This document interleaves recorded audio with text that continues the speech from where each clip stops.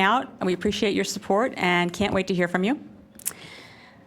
If you'd seen an older agenda, we're switching things around a little bit. We're going to take care of some business, and then we're going to go to the Stratford application and then the Ardrossan applications. Our first thing tonight is, can I see just a show of hands of who's here with interest in the Stratford property? We want to make sure we leave everyone enough time. Thank you. And the Ardrossan property. Thank you so much. We had a special meeting of the Planning Commission on, was it the 30th? The 29th of August. The Planning Commission was able to tour the property, and we thank the applicant for making that possible. We wanted to apologize to anyone for a communication error.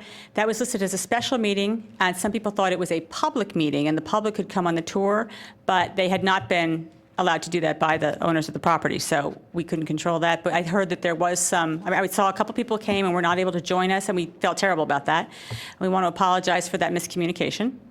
But we do want to thank the applicant and the owner for at least showing the Planning Commission around some of the areas we'll be talking about tonight. That was very helpful.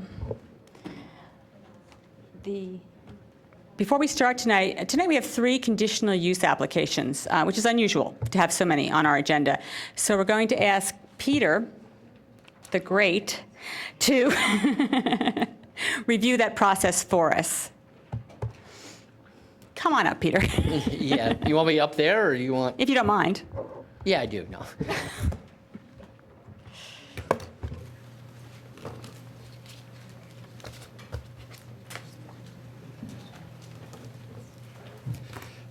The conditional use process, a conditional use is an allowed use. It's permitted by, under the zoning ordinance, and the only difference is that in a allowed use or a permitted use by right, it's usually the township staff who checks everything and makes sure everything complies with the zoning ordinance. Under the conditional use, there needs to be a hearing in front of either the Board of Commissioners or a hearing officer who then ensures that the application complies with all the provisions of the zoning ordinance, all the general provisions of the zoning ordinance. Also at the hearing, any people or entities that oppose the application can present evidence opposing that application, trying to prove, first off, that they don't meet some of those zoning requirements, and then second, they don't fail to let me see how I put this. That the application does create negative impacts for the township, and that these negative impacts are greater than would normally be associated with that type of development. So if, for example, the development was a car wash, and neighbors showed up and said, well, this car wash is really going to affect our groundwater because it's going to use a lot of groundwater, they'd have to show that they'd have to show more than just the car wash is going to use a lot of groundwater. They'd have to show that this car wash, for whatever reason, would use significantly more groundwater than a normal car wash, because it is assumed in adopting the zoning ordinance allowing for the conditional use that the Board of Commissioners took into account that the car wash would use some groundwater, and determined that the use of that groundwater is in the public's interest and does not harm the public safety, health, safety, and welfare. So you'd have to have something that is much greater than normal, than would be assumed in the adoption of the ordinance. So in the situation before us, all 3 of our conditional uses have to do with a density modification subdivision. So these density modification subdivisions will have some negative impact upon the environment, upon the community, in order for people to show that the township should not approve this application. The neighbors would have to show that any one of these particular density modification subdivisions would have to have a far greater impact upon the environment and the community than your run-of-the-mill density modification subdivision. Does that work? Well, when a conditional use request comes forward, and we're looking at it to review it for our recommendation to the Board of Commissioners or the hearing officer, obviously we can go into the zoning ordinance and look at the specific requirements of that use, because it's like, for instance, tonight, all three are density modifications, so there's specific things listed Correct. that are required. Yeah, at the hearing, the applicant each would have to show that they meet all the specific requirements of a density modification subdivision. But they would also have to show that they meet all of the general requirements of the zoning ordinance, which are generally applicable to their proposal, such as, steep slopes, natural resources, wetlands.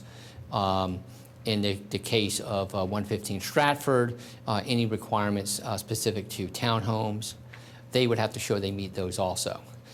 Your job here as a planning commission is you are authorized under the zoning ordinance to review these applications before they go to the Board of Commissioners, or actually in this instance with Ardrazen, they're going to a hearing officer, that you would review the application and then make recommendations that would then be presented as part of the hearing in front of the Board of Commissioners or the hearing officer. And if a parcel of land is approved for conditional use by the hearing officer or the Board of Commissioners, and something is developed on that property, does that conditional use stay in effect going forward in time to some other future subdivision or work of development of that property? The only thing that is approved is the plan and application before you and then before the township. If at a future date there are amendments to that plan or additions or changes to that plan, that would have to go through a new planning process, conditional use planning process. Because, generally speaking, when a conditional use is approved, it's conditioned upon that particular development being constructed in accordance with the plan that was presented. So if anything significant changes, they're going to have to go back and get a new approval based on the new plans. Okay. Does the board have any questions for Peter? Yes, the actual plan itself is connected with the approval, or is it the concept? The actual plan itself. So if you normally. were to, say, relocate 10 of the lots to another area, then that would no longer be under that same... No, if the Planning Commission recommended that the 10 lots be moved, and then the approval that is given is conditioned upon those 10 lots moving, then that's fine. What would be a problem is if they reach approval based on the plan submitted, and then after the fact decide we want to move 10 lots, then they would have to come back and go through the process again, because it's now a different plan. But the plan has to come in for land development also. Yes. So how does that work? If it it kind of gets set in the conditional use process, then how does the land development? Well, going through the conditional use process, that only has to deal with zoning. It has nothing to do with land development or subdivision. So in approving and reviewing and approving the conditional use, you're looking at only zoning requirements. You're not looking at subdivision requirements. You're not looking at land development requirements. So once the zoning is approved, they then go through the normal land development process. If through that process they need to change the plan in order to come in compliance with these additional regulations, if that change is significant enough, they're going to have to go back and get a new approval for the conditional use. It is somewhat of a chicken and the egg. That's one of the issues. Peter, I'm glad you said it that way, because one of my concerns about only considering zoning is that under SALDO, we normally would have waivers, and one of the conditions for waivers would be hardship. And how do we avoid a situation where if we see an issue on a plan in the conditional use phase that we might have a concern about a SALDO waiver, but we're not really supposed to consider that at this time. Then they come through the land development process, and there's a SALDO issue that they're requesting a waiver. The Planning Commission would perhaps recommend not granting that waiver, but the applicant now says, well, now that's a hardship, because if you don't grant me this waiver, I have to go back through the conditional use application process, and some might consider that a hardship. So normally hardships are something that are not self-created. And so the applicant is the one who creates the plan. The applicant is the one who creates the development. If the applicant failed to catch something through this process, it's their responsibility to fix it. It's their hardship. It's not a hardship that's just arbitrarily imposed on them. It's something that they've created themselves. So And the- there's no, just because the planning commission and eventually the township approves a conditional use application based on a certain plan, or that does not then tie our hands later in the land development process to say, sorry, you don't comply with this particular ordinance provision, you need to change the plan to comply. So tonight, we shouldn't even reference any saldo issues we may or may not see on a plan. I think it's, if you wish to bring him up with the applicant and say, you might want to look at this, that's perfectly fine. But what you have to realize is that when push comes to shove, the township cannot deny the plan based on failure to comply with saldo provision, nor can it condition approval based on you must, comply with this particular saldo provision. Well, actually, no. Strike that, actually. That doesn't make sense. No, you can't deny the plan for failure to comply with saldo. You certainly can say in your plan approval, you must come into compliance with saldo during the land development process. So we can state that as a condition. Yes. Okay. All right. Thank you. I had a concern, when, in fact, I brought this up the last time about the placement and width of roads. And I wasn't as concerned at this point because I thought we're going to have a lot of time to go over the plans, probably ad nauseum. But it sounds like we really need to consider that now in what you're saying, because if we're tied to this plan, The Specifically. township isn't tied to this plan, the applicant is. okay. Okay? You're not tied to this plan, and the road issues are classically a saldo issue. So it's not something you're really going to address at this point in time. It's something that will be addressed during land development. And if they can't bring the plans into compliance or cannot get the waivers necessary to build the plans as shown, it's then going to be their responsibility to redesign the plans to bring them into compliance. And if that redesign causes things to shift that they no longer comply with the conditional use approval, they're going to have to get new conditional use approval. So we aren't tied to this specific, we're tied generally to this plan, but not the specific width of roads and placements? No, this plan is the applicant's plan. It's what they've submitted to the township. It's what they're seeking approval of. And right now, that approval is merely under zoning. If in the future, when they come back after they receive this approval, if they receive this approval, they come back for land development.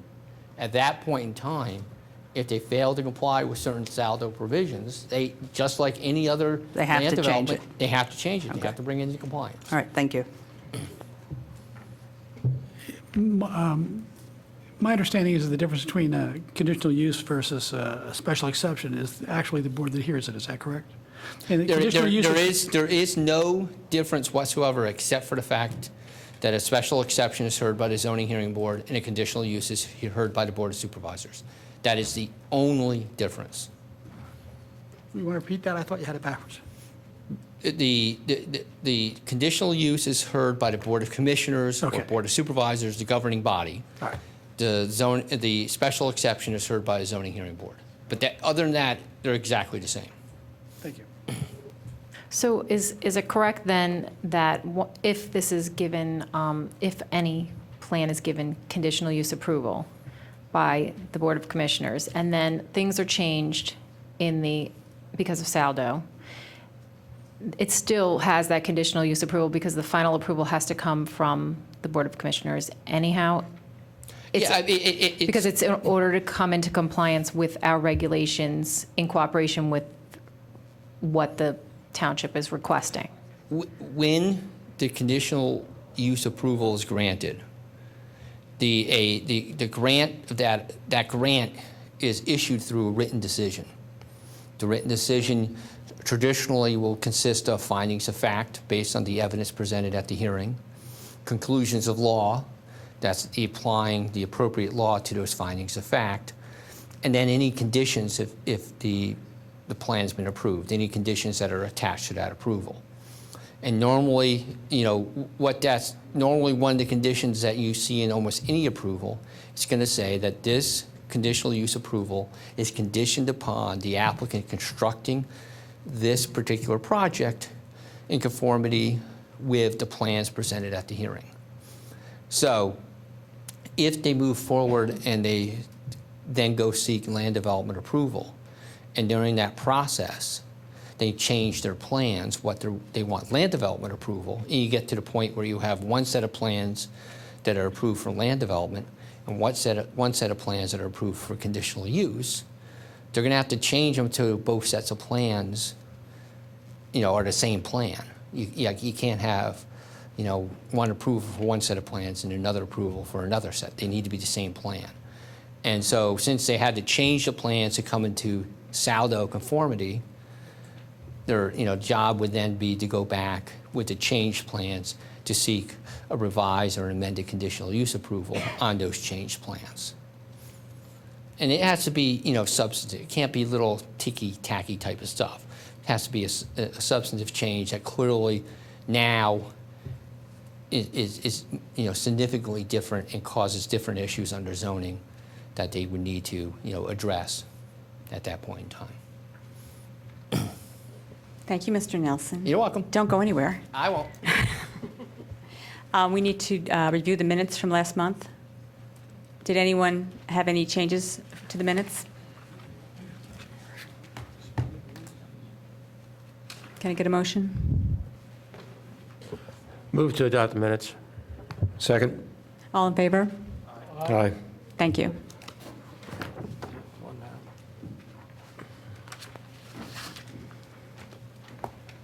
Okay. Moving on with conditional use approval for 115 Stratford. Could Kevin or Peter or somebody just give the public a brief update on the zoning hearing ruling? I got it. I can take that for you. The applicant was in front of the zoning hearing board, I'd be back in May, June timeframe, at which point the applicant sought several variances. One, which allows them to come in front of you tonight to allow the density modification on a tract of less than 5 acres. That was important because density modification in this district requires a minimum tract size of 5 acres. Their parcel was under that. That was one of the areas of relief that they were seeking, and that was something that they did receive relief from the zoning hearing board to allow density modification on a tract less than 5 acres. Okay, I noticed that we don't, with conditional use applications, we don't get memo from either the engineer or the staff. So I wanted to ask, is there anything that you all need to add at this point before we start? Is there anything that we should be aware of? Do you get a memo? All right, I didn't read them. You should have memos from engineering. But could I ask Kevin a quick question about the zoning variance that was granted? The variance was granted for density modification or for the ability to apply for a conditional use application for density modification? This is not an automatic, he gets density modification, correct? No, it allows them to submit an application for density modification to appear in front of the commissioners for density modification as a conditional use. Thank you. So it, in essence, allows density modification on a tract less than 5 acres. Okay. Madam Chair, the memos were emailed to the board. If you don't have them in our packet, My email again. if you don't have them in your packet, our engineers could give you a brief synopsis of what was. Well, why don't you give us a brief synopsis? Because I'm sure that the public didn't read it either. Just the highlights. I think it might be better if George, if you could put a plan up there so we can see what we're referring to. And it may, if it pleases the board, it may be beneficial that the applicant take us through the highlights of the development, and then we can comment. Then we'll get back to. Yeah. Thank you. Okay, so it's back to us? It's back to you. Go ahead. And I'm sure you'll be very brief and to the point. Yes. Good evening. I'm George Brosman, representing 115 Stratford Avenue LLC. That entity is the equitable owner of the property at 115 Stratford Avenue. My client has been working on this property for a long time. We first came in front of the township back in April, where we had appeared informally in front of the Board of Commissioners. There's been a lot of outreach with the neighbors at Farm Road and Windsor Avenue. And I think we had come to this Planning Commission in May, And then we came back to the Planning Commission on July 16th, after we had essentially reached an agreement with the neighbors. As I said, we worked a long time to reach that agreement with the neighbors, and the plans that are before you this evening are in compliance with that agreement with the neighbors. I'll run through it. I think you know this property, so I won't belabor this, but the property is 115 Stratford Avenue. It's behind the Enterprise car rental property and the Citizens Bank, which front on Route 30, Lancaster Avenue. It's across from the Stratford Shopping Center, which has the farmers market, and it's bordered by the Stratford offices on Stratford Avenue. It's the only property on Stratford Avenue between Lancaster Avenue and Eagle Road that is still zoned residentially. The neighborhood that I'm speaking to is to the east here, and that's who we had worked a long time with getting an agreement with the neighborhood.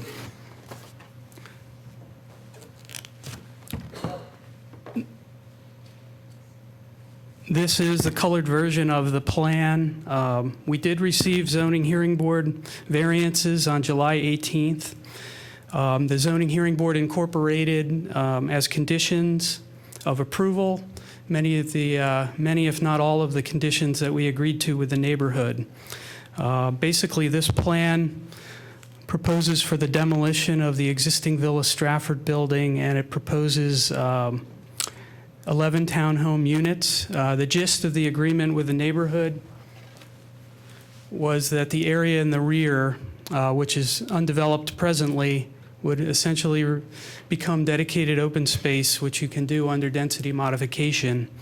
Open space is not required under R4. And the gist of the agreement was that the building foundations would be no closer than 120 feet from the property line, and that 105 feet from the rear property line would become protected open space. And that is shown on this plan. That's in a written agreement with the neighbors. And it's also in a draft of a planned community declaration that we submitted. This, or strike that, on August 2nd, we filed a conditional use application for density modification in the R4 district.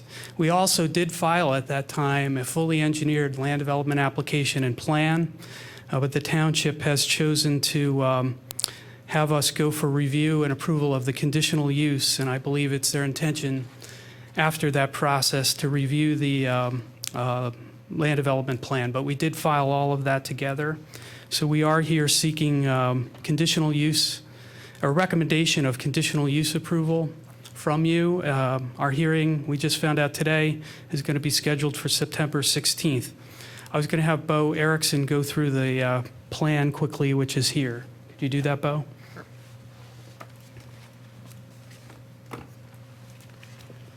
Good evening. What we've done is, absolutely. What we've done, as George said, is we've been working now on this for 7 months, and we've gone through probably about 10 versions of this plan, all focusing on comments from the board, Planning Commission, and the Zoning Hearing Board, where they really suggested we work out an agreement that the neighborhood recommends, which we've done. And that really creates a very simple plan where we have one road accessing in off of Stratford, then going into a courtyard where we have units on either side, and we have two small roads in that configuration. They're going to be very attractive, high-end units. We're going to have pavers here. We obviously have extensive landscaping, and we comply with all the elements of density modification. And as I said, we've earned the support of the neighborhood. So we're hoping that the Planning Commission can approve us to move forward to the board. Thank you. Thank you, Bo. Roger, is there anything you'd like to mention that was highlighted in your Just, memo? Briefly, Amy and I both have some preliminary comments. And as Peter mentioned earlier, it's not a saldo review. But one of the items for the conditional approval is that they demonstrate that they can adequately meet the stormwater requirements for the site. And from the preliminary basis right now, again, not a saldo review, and it's not 100% done, they've demonstrated that they can meet the stormwater requirements of the ordinances. As in any subdivision and land development, we will be going back and forth with the applicant, working out details and specifics. But at this point, they've demonstrated that they have the ability to meet the stormwater requirements. And you're comfortable that when those details are worked out, that will still be the case? Yes, I am. And Amy has some comments on traffic and circulation. Thank you. One of the things that we discussed was having sidewalks internally, externally, but those could be addressed at a later date. Probably the biggest problem would be that there was no traffic impact study submitted for the application, and there's been no analysis or discussion regarding that. And at what stage would that happen? That did happen with the zoning and hearing board, and the traffic impact study was provided. As part of this conditional use hearing, because I never received one to review, so, because one of the conditions is, Yes, it has been submitted. And it was reviewed during the zoning and hearing board. Okay, but it wasn't submitted as part of this package? We certainly can resubmit it. Yeah, if you could just give us the appropriate. was it part of the land development package that you submitted? We submitted everything together, so I don't know which got in what pile. Okay. So maybe it didn't go in the conditional use pile, Okay. and maybe it was Okay, in the land development. yeah, I don't recall putting together a scope or discussing the scope of study with Well, I can anybody. tell you what it was, Amy. It was the zoning hearing board asked us to do an analysis. And what it was it compared the trip generation characteristics of the approved restaurant and bar and the number of square feet they had with the number of units. And the conclusion of that was that the traffic would actually be less than what could be done there now if the bar and the restaurant reactivated. So that's what we had done for the zoning board, and that's what we submitted. If you determine there's something more that's needed during subdivision and land development, we could speak to you about that for sure.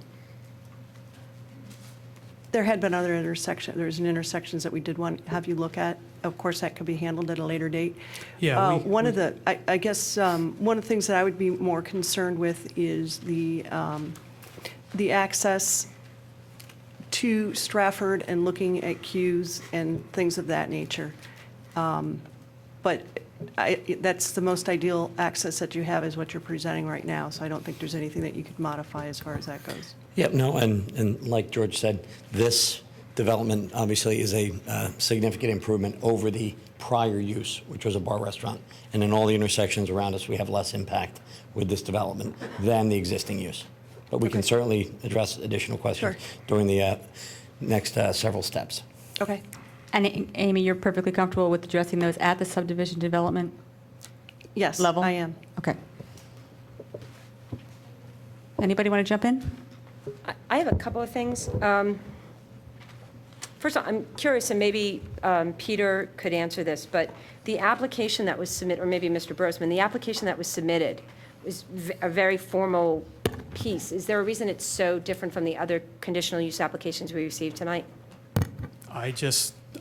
Every attorney prepares theirs differently, so Okay, all right, I didn't know if there was a reason I prepared for that. mine the way I prepared mine. No worries. I like George's. Okay, got that. It was a Good work, good George. application.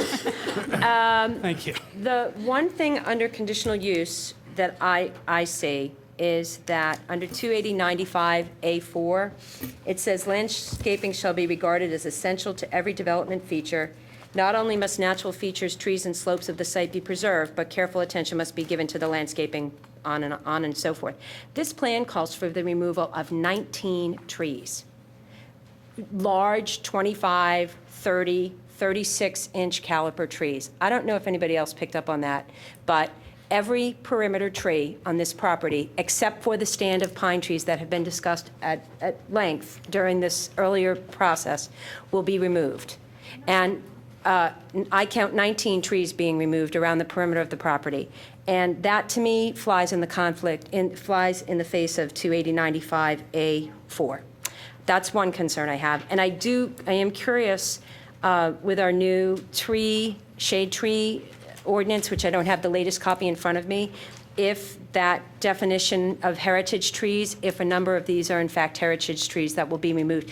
They would be, if we look on the plan, do you have the existing conditions plan, George, with you? I'm sure we do. Okay. Because it actually leads into my other question. It's a question/comment about this. If I understand the plan correctly, the drive that you are submitting here on this plan, is that the use of that Windsor Road that was closed? Is it open? Has it been No. forsaken? Or is this That- all internal to your property? This is solely on our property. Okay. This doesn't seek to use So- Windsor. Yeah, is this the one that shows with the X's over all the trees? This isn't the right page. I think it's page 3, maybe page 4. Thank you, Kathy. So all those X's represent all the very large 25, 30, 36-inch caliber trees, couple of 12-inch caliber trees that will be removed. Virtually every tree around the perimeter of the property. And the reason that I'm concerned about that, and in regards to the conditional use application, is that there have been a number of citizens, neighbors in that neighborhood, who have come in with very dramatic concerns, valid concerns, but very dramatic stories of the flooding that occurs now at that high point in the township, and the trees that were removed last year or a year or so ago without a permit, and all of the negative impacts that occurred from that. And I'm struggling to reconcile how removing 19 more trees on the north side of this property isn't going to further exacerbate the problem, even with the stormwater management system that you're intending to put in.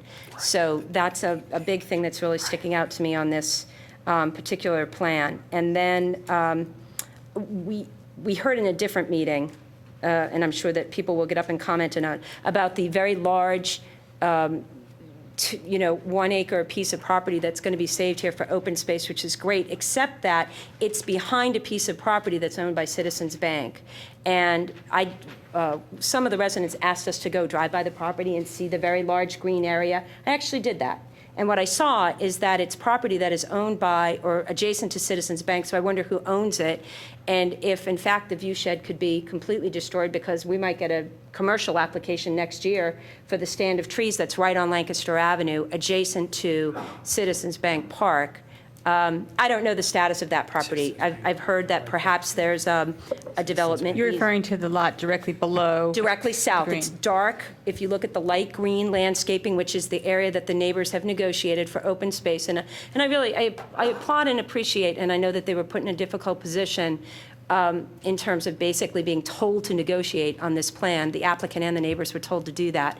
And so the neighbors tried to, preserve a large area of land, and I appreciate that, but the piece in front of it that's south of this green, which is actually on Lancaster Avenue, is commercial property that could have a building application next week, for all I know. I don't know the status of that land. I'm wondering if anyone on staff knows if that's actually preserved green space on Lancaster Avenue, and they may not know. But I am struggling with the removal of the 19 trees with regard to the application. And I'll just say, and I'll take it up again in land development, depending on how this goes, the property is too dense. It's still too many units, in my opinion, and I think that we will see issues with Saldo when we are in the land development phase because it's too dense.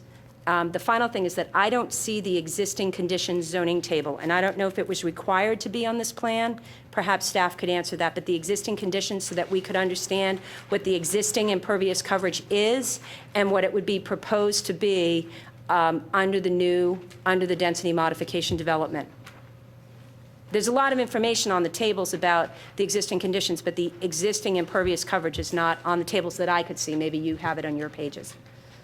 Susan, let me address the parcel south of the open space parcel here next to the bank. That's part of the bank property. So if something were to be developed on there, it would be part of that entire parcel with the frontage on Lancaster Avenue. And I do want to clarify something that George had mentioned, that they were not utilizing part of the Windsor Road right-of-way. I believe their property line goes to the center line of that paper street, and they're utilizing their half of that paper road. Right. Okay, On thank our you. Yes, but you had said that you weren't utilizing any of that, which gave the impression that you weren't going into that paper street. In fact, the application does go into that, Right, that's to the right. center line of the road. My view is that street is basically gone, and each person owns to the center line. So I was trying to say that, and Kevin's right, I probably didn't say it as accurately as I should have, that we're not going off our property to use the remainder of the Windsor Avenue paper street. And that will be something that, as we mentioned in the past, you will need to document as we move forward and probably at the next stage in front of the commissioners, that you do have legal access to that portion of the property. Sure. And the existing conditions zoning table, is the existing impervious, as I said, I couldn't find it on my tables, and I don't know if it's not there. I thought it was on there, but it is not, but I do. Do you have it? I can tell you what, I believe I have a plan somewhere that has the impervious.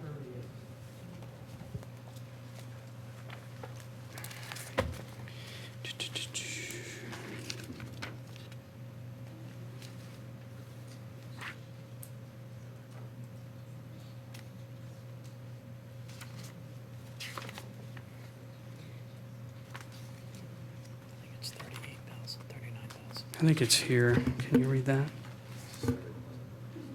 Yeah. It's about 39,000. So basically, our new plan is very similar to what the existing impervious is now. I was actually looking for percentage, but that's okay. I'll look on it, see if I can find it in my notes. Thank This is a you. reduced version, and my eyes are not good. It looks like it's saying that there's about 42% in the R4. I think it's about 41% overall. So it's very close to what we have. Okay, thank you. That's all I had. One of the things that I did want to see if you'd be able to address or discuss is how you were handling sanitation trucks coming Sure. into the site and leaving the site. Sure, I'm making a list of everything. Do you want me to go through Susan's comments and then that? Sure, because we want to hear about the trees. Okay, well, about the trees, Bo can chime in here, but it's sort of interesting. When we were here, maybe not here, but here and in front of the zoning board with other plans, when we had wanted to go further into this area and we were touting how we were saving the trees along there, we heard that those trees are no good. They're dead and diseased and dying. These are the important things. So that's what we did and came to an agreement with the neighbors. And the provision that you mentioned, Susan, although it talks about landscaping is important, there's not a part of the conditional use provisions that says you cannot take down trees. We can take down trees, and we have to deal with replacement. We believe we have a plan that satisfies all of the requirements, but as a practical matter, really satisfied the concerns of the neighborhood that this is where they wanted the landscaping. We're currently and still working with the neighbors. We've committed that to them to continue to meet with them on the landscaping plan, which will be done more during the land development process. We've met with Leslie Morgan and John Sheehan, who are here. They've already had some comments on this, which we're going to incorporate. We're going to work along that property line there, but we believe we'll meet all of the tree replacement. We have a ton of trees we're planting here. And as far as stormwater goes, there's almost an acre of impervious coverage on the site now with no stormwater controls. We're coming in at about the same amount of impervious coverage by the time we're done. It could be slightly more, but we're putting a lot of stormwater controls in. So we're keeping the impervious about the same and putting stormwater controls in. And we have a boatload of planning that's going to go in the back where the water does go down into the neighborhood. So we feel like if the issues are going to be on landscaping and stormwater, that's something we're very strong on. I think I talked about the impervious. Bo is going to talk about the comment about density. Okay. And obviously, your comment about density, I think the best thing to look at is to look at the proposed development and what the zoning criteria for this property is. And if we look at our building coverage, I can do it from here. If we look at the building coverage for R4 zoning, which is our underlying zoning, that would allow for 30% building coverage. With density modification, which we have received a waiver for, we're allowed 35%. This plan proposes 16. So we are less than half of the coverage we're allowed. So I believe from terms of density, it's a very sparsely laid out plan.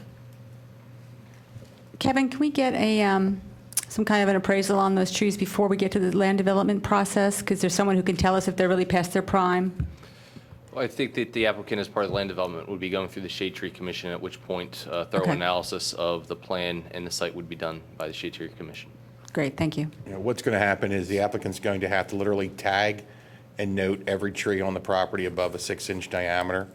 With its condition, when they come into Shade Tree, they're going to evaluate what they're taking down, the compensatory requirements, and as well as if some trees can come down because they're diseased or just because they're in the way of the construction. And again, with the chicken and egg argument, if we were to approve this conditional use application, it's fairly tight what they can do. If it would then decide that these trees are valuable, is that going to be enough to incentive for us to save these trees?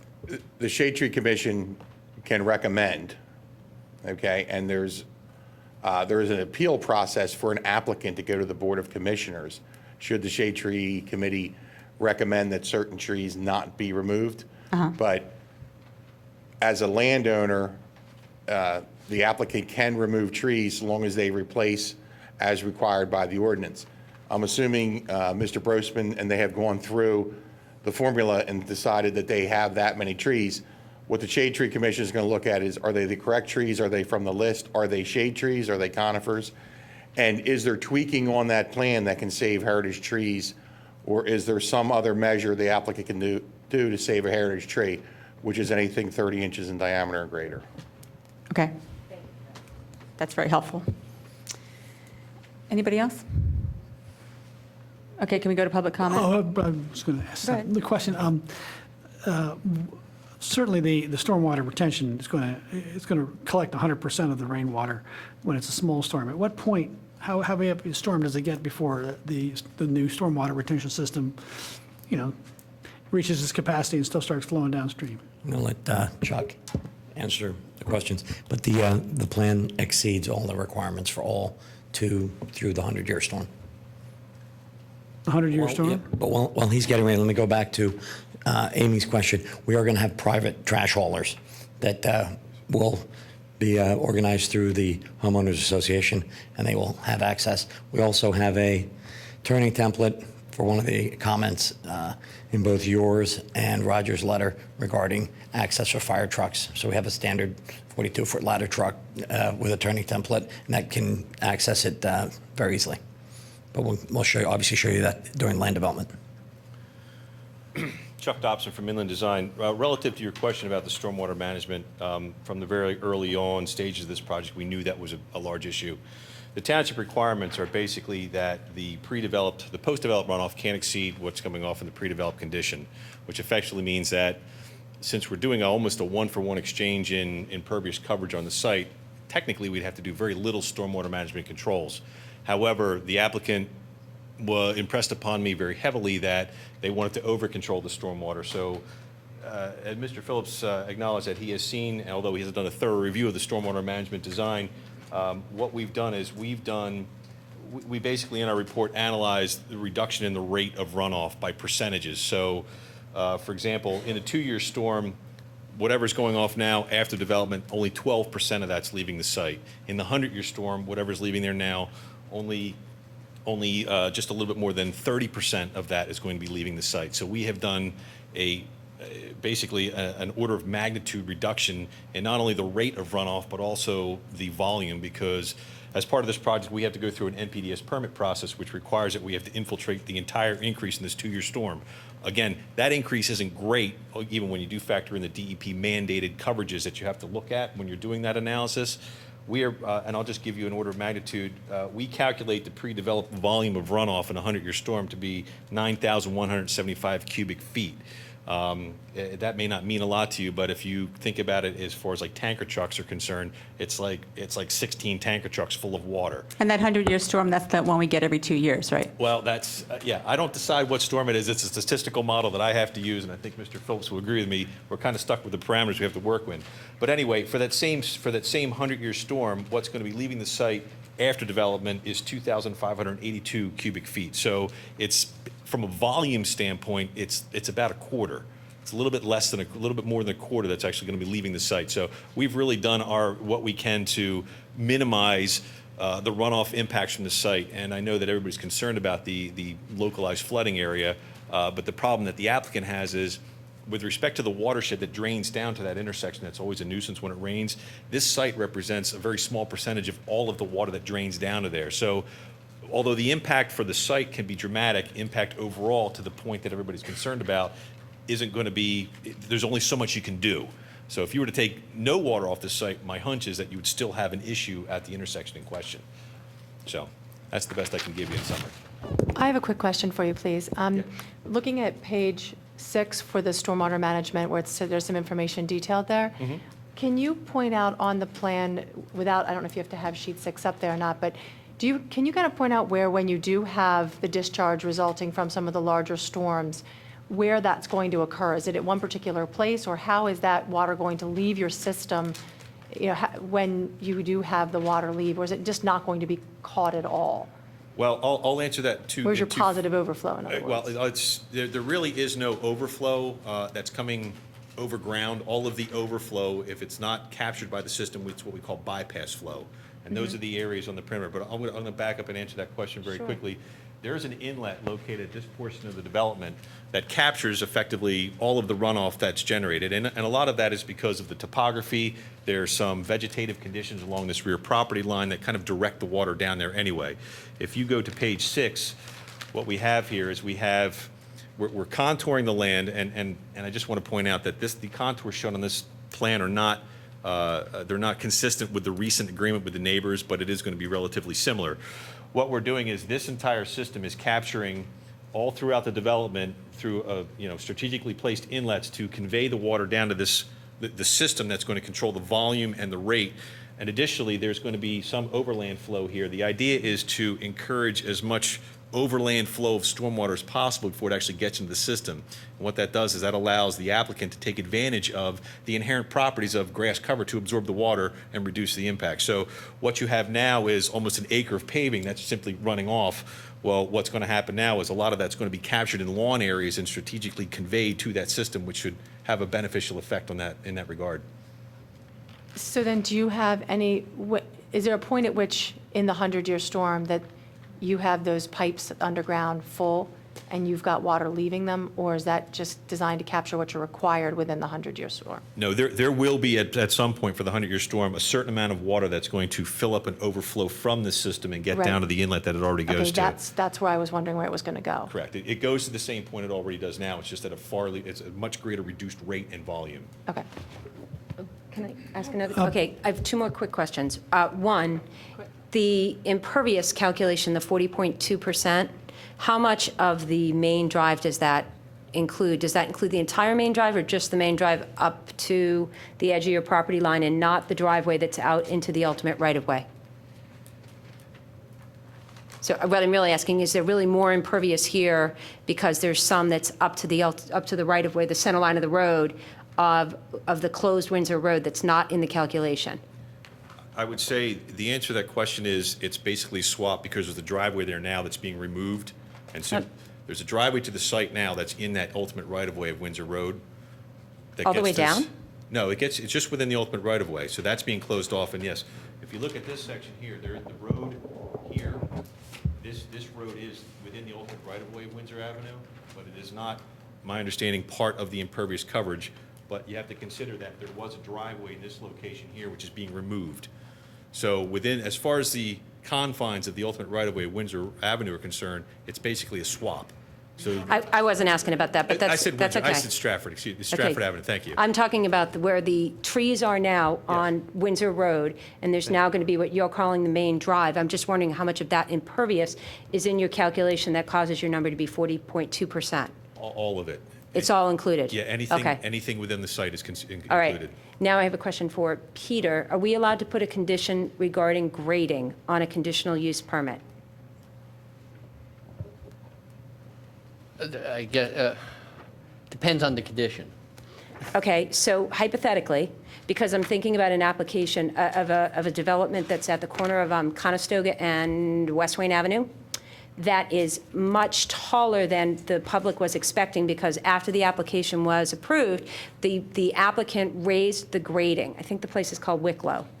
And they brought in grading, and I think in our zoning, you're allowed to change the grading by up to 8 feet.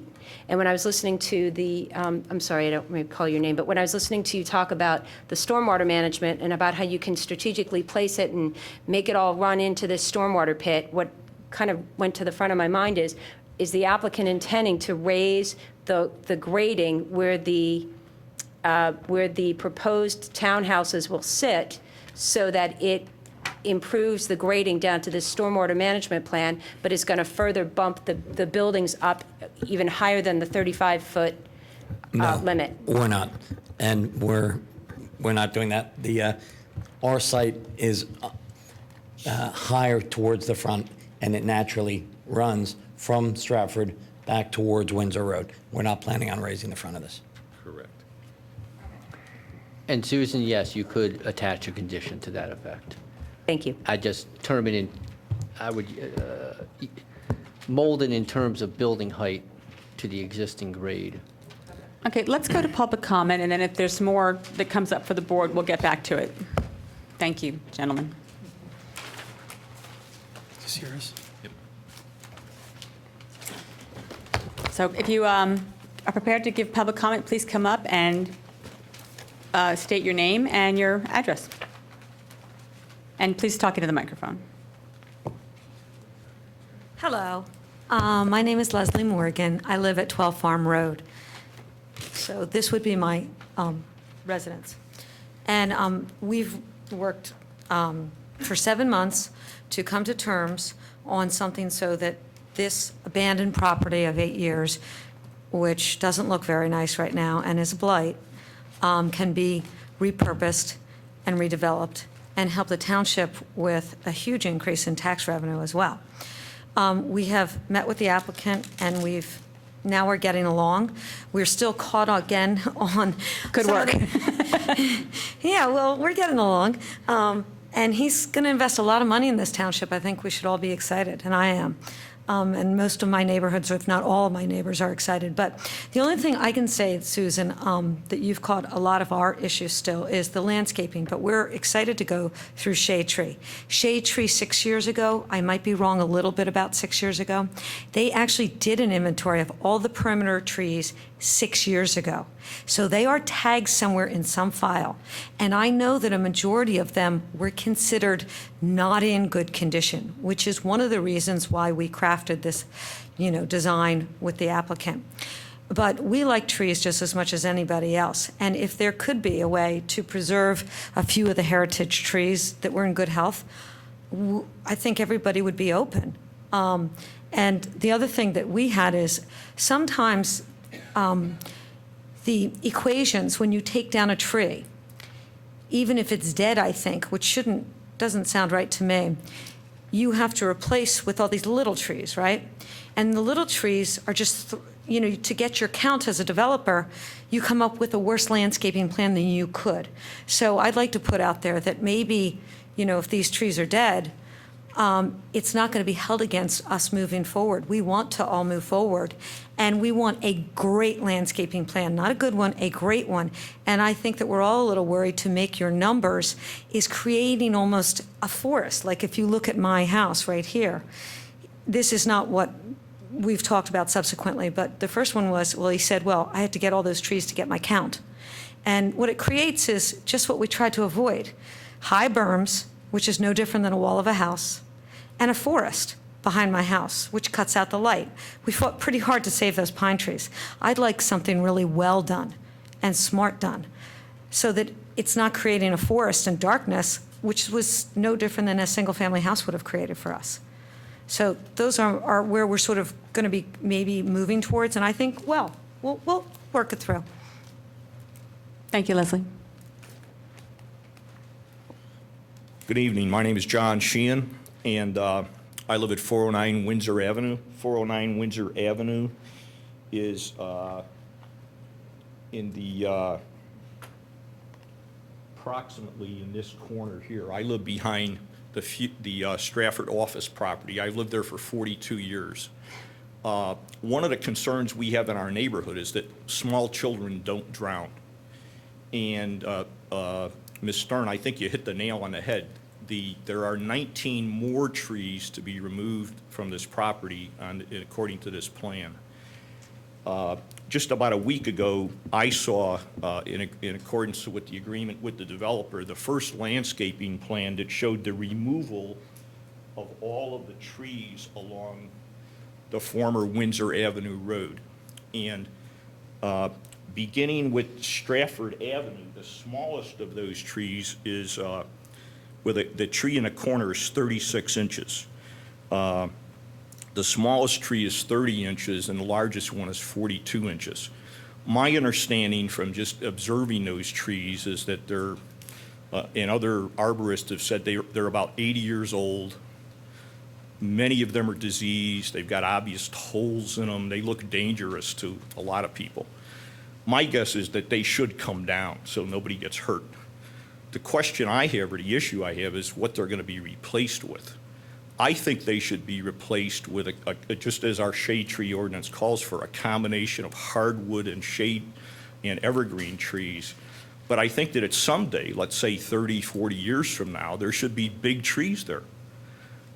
According to the developer and his landscaper, there isn't enough room in this very small strip to plant big trees.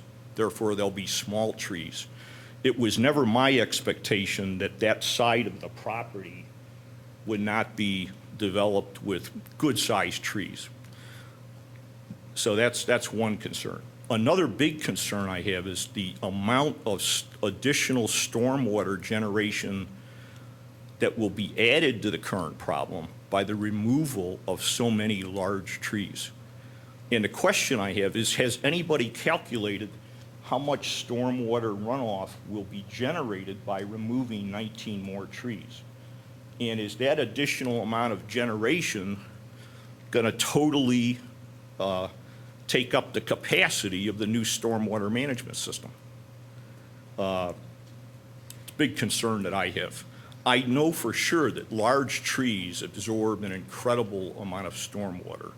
And what I'd like to see is an engineering calculation that shows that removal of the trees and the installation of the new stormwater management system won't make the existing problem worse than what it is right now. Thank you. Thank you, John. Madam Chair, if I may, I know that the tree replacement formula seems to have been a big topic. Our shade tree ordinance does allow that if the applicant feels there is not enough room to replace all the trees based on the compensatory formulas, they can contribute to the shade tree fund at $500 per tree. So if we went through all these iterations and in the land development as they're in shade tree, if for some reason it was determined they couldn't fit them all, they might have to make a monetary contribution to the shade tree fund, which then plants trees in other areas of the township. Well, my concern, as we're delving farther into the landscape issues, is that basically the reason you need to preserve these big trees, or the method, is to give them more space. And once we know which ones are beyond their prime and which ones are healthy, then we'd be able to work with that. And also hearing from the neighbors that they want a certain kind of landscaping. They've been working well with the applicant, but he's got to get so many trees into this one area to meet his numbers. What that tells me comes back to Susan's point that there's too many townhouses here. They're not giving enough space to develop the site to the standards that Radnor would want. And I don't know if we could take out one and make more space or need to take out a row, but I think that we need to keep in mind that the reason we're running into all these problems is that there's too much impervious surface and too many buildings on the property. Yeah. We totally don't agree with that. I'm sorry, we're still doing public comment. Is there any additional public All right, comment? well, I want to respond to that. You will. That's not correct. Okay. There may not be any public comment. Please come up.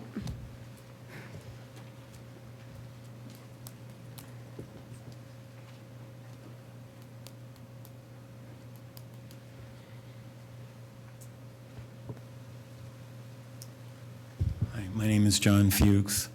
I'm a partner in the Stratford office buildings, which is the neighbor to the north side of this proposed development. And I guess I just want to mention, if I can.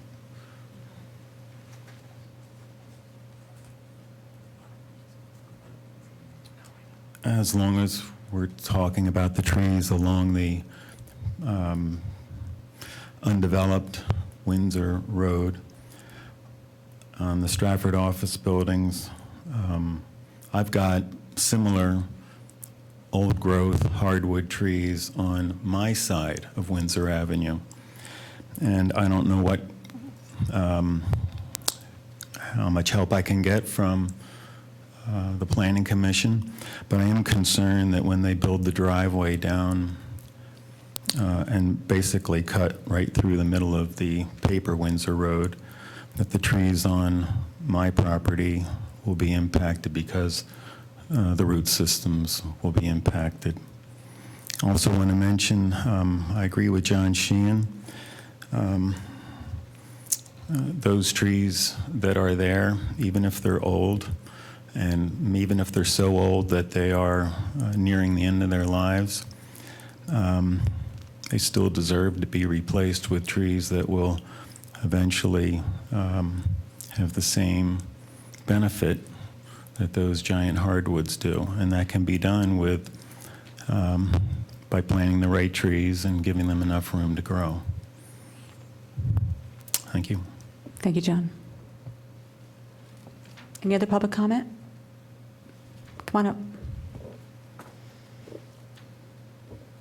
Just one additional comment, I'll be very brief.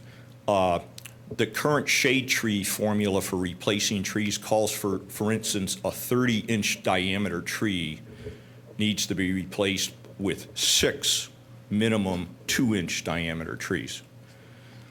And if you remember your math from high school, the area of a circle, you take the radius, so the radius of a 30-inch tree is 15 inches. You square it, you get 225, and then you multiply it by pi, and you get 700 square inches of that 30-inch diameter tree. That's a pretty good indication of the biomass of the tree. Much better indication than what the diameter is.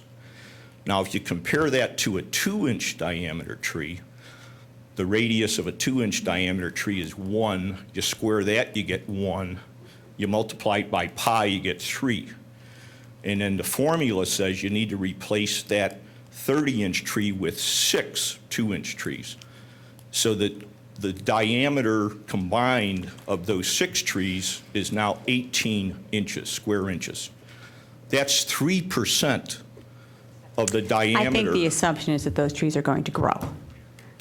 Yes, but how much more stormwater will be generated in the interim 25, 30, or 40 years?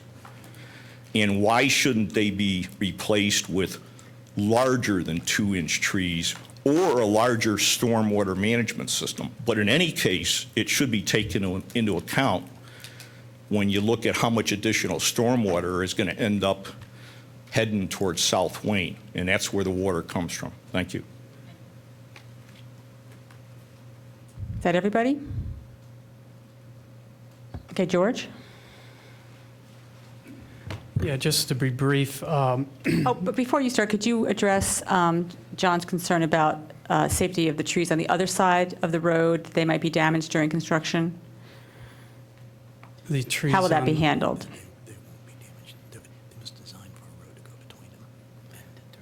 Yeah, we don't think they will be damaged, Bo is telling me. You know, there was supposed to be a road built through the middle of them, the old Windsor Avenue, so we would think that our road, which is only using half of it, will do less damage than that would have.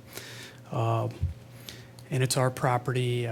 We have the right to, if we satisfy the ordinances, we have the right to develop our property.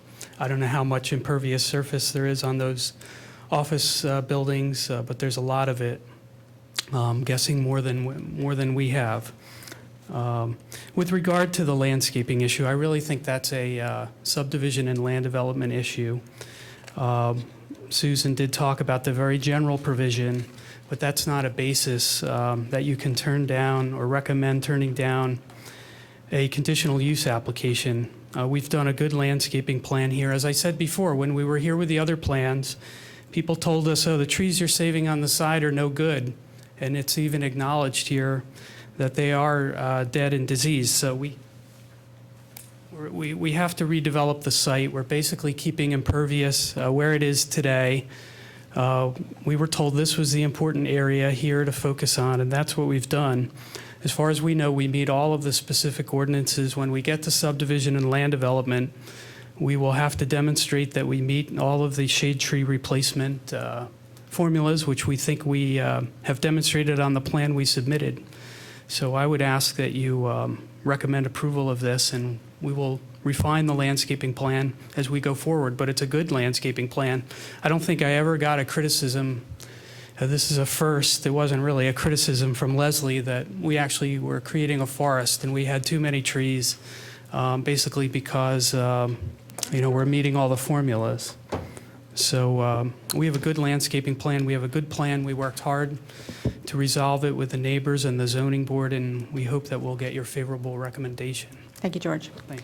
Kevin, what is the process? Is there a process in the township when work on a construction site damages trees unexpectedly on an adjacent property? What would happen then? Ultimately, it's between the two property owners. If there's something that takes place during a construction project and it impacts an adjoining neighbor, it's a matter between the two property owners. Okay. Madam Chair, as part of the shade tree review, the applicant will be required to note trees within 10 feet of the property line, and they will look at that, and most likely a letter will have to be sent from the applicant, from the developer, to the adjacent property owners, notifying them of the work that will take place. Okay, thank you. Yeah. Board discussion?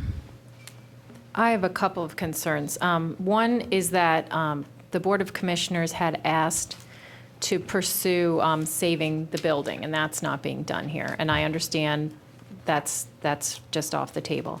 The second is that we're looking at density modification, really not in the use that you would traditionally find it. It's more to create a buffer for neighbors.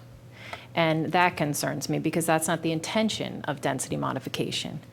And I personally wasn't very happy with the response that was given about the trees.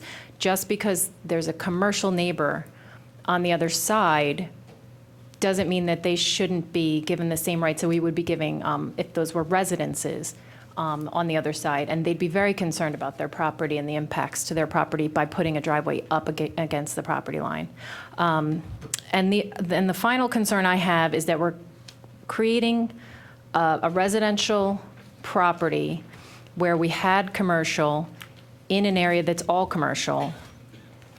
And for me, when I heard someone say, oh, we're creating tax revenue for the township, well, to me, tax revenue for the township comes from commercial properties.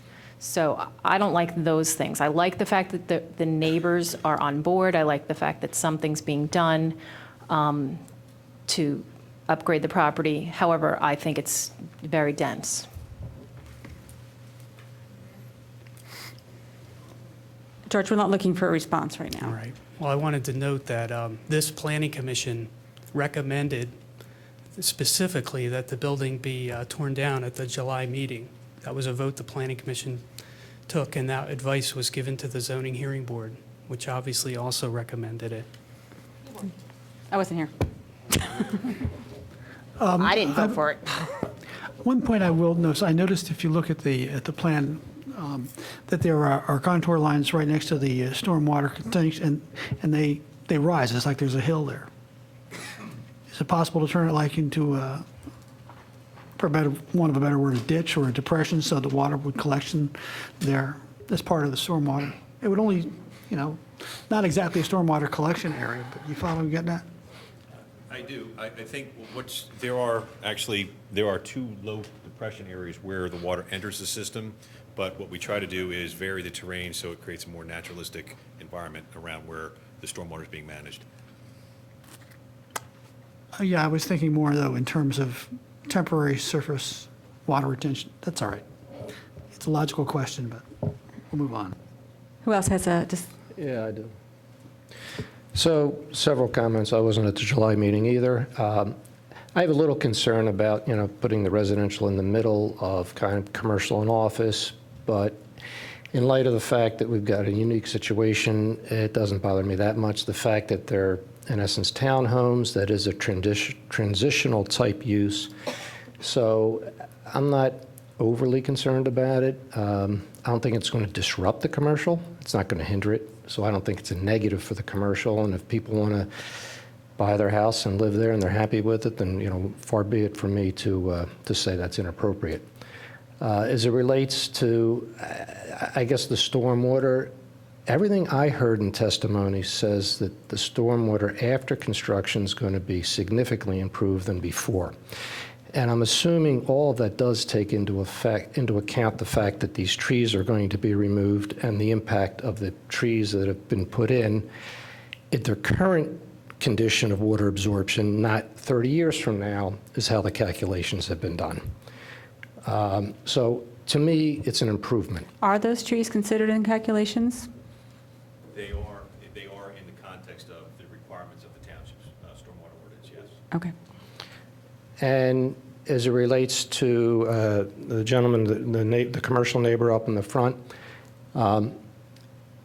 it seems like on that side of the road, maybe the two of you could get together since they don't have enough room to plant larger trees, and apparently you have some concern and you have some right-of-way that is in the street. I don't know if it's possible that they could have an easement for planting of larger specimen trees that would, help your situation, help preserve, as well as help the general, ability to get larger trees and create more water retention on the site.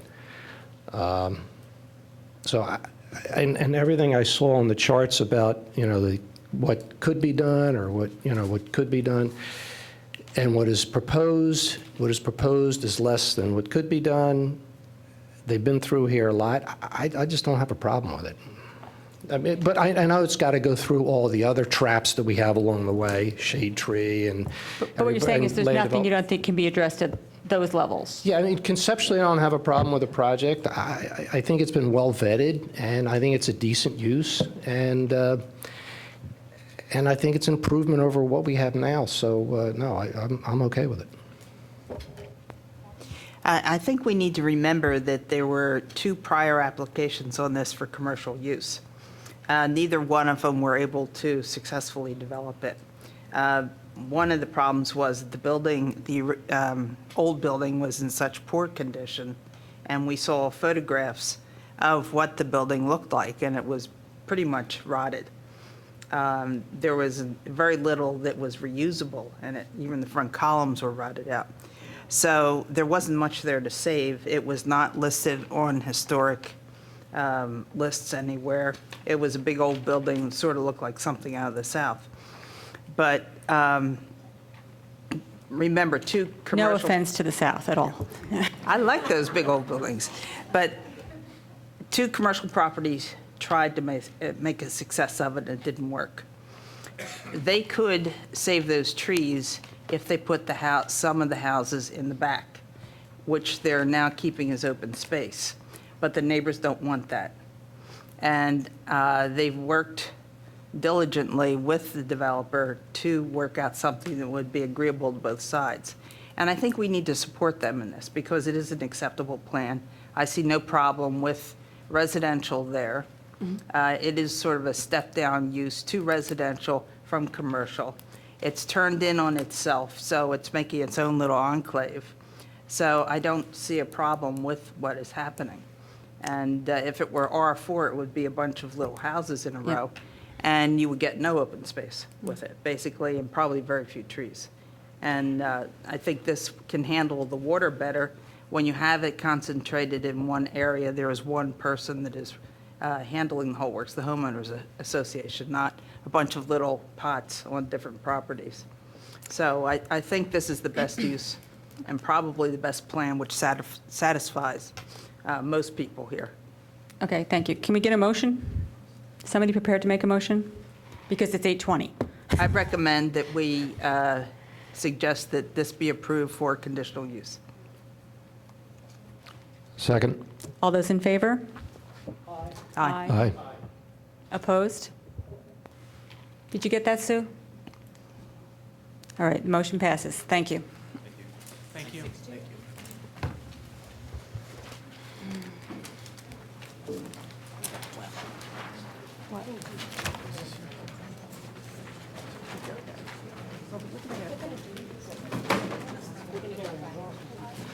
They're not. That's like wouldn't lend itself to that. Well.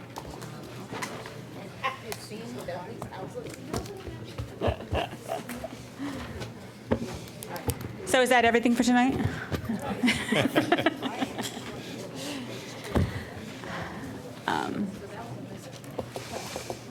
Okay, give me 1 second. Chuck? Okay, let everybody get settled.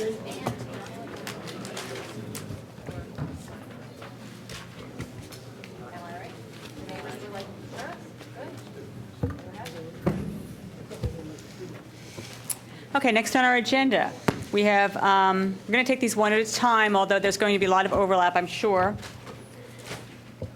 We have the conditional use approval of a density modification development for 311 acres of the Ardrossan Farm. That's number 3. And then right after that, we're going to do a smaller portion, the 27 acres. I'm sure there's going to be a lot of overlap in the discussion, so I don't want to prevent that, but we do have to keep in mind that we have 2 different proposals before us. That's correct. Okay. Can you give us a brief update of where we are? And as we start, there's been some confusion in some of the comments and so forth. Okay. The main house is part of the conditional use application. It's not part of what we're going to buy. It will be subdivided out and retained by the trust, but it is a part of the conditional use application. What effect would it have on it since you're not planning to do anything with it? It would just be one of the lots. Okay. We filed a conditional use application at the end of July for the 311 acres that are bounded by Newtown Road on the north and Darby Paoli Road on the south, the remainder of the main parcel of the Ardrossan Farm. It is proposed to be developed under the density modification provisions. John, can you orient everyone to the map? Sure. That is Newtown Road across the top and Darby Paoli Road down along the left. The main farm, the main mansion is there. The 2 main entrances are across from Abrams and just to the west of across from Abrams.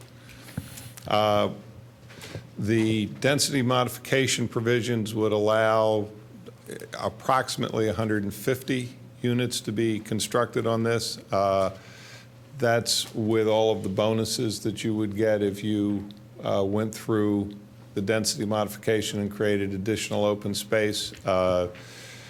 Over the years, yield plans have been presented that have shown that.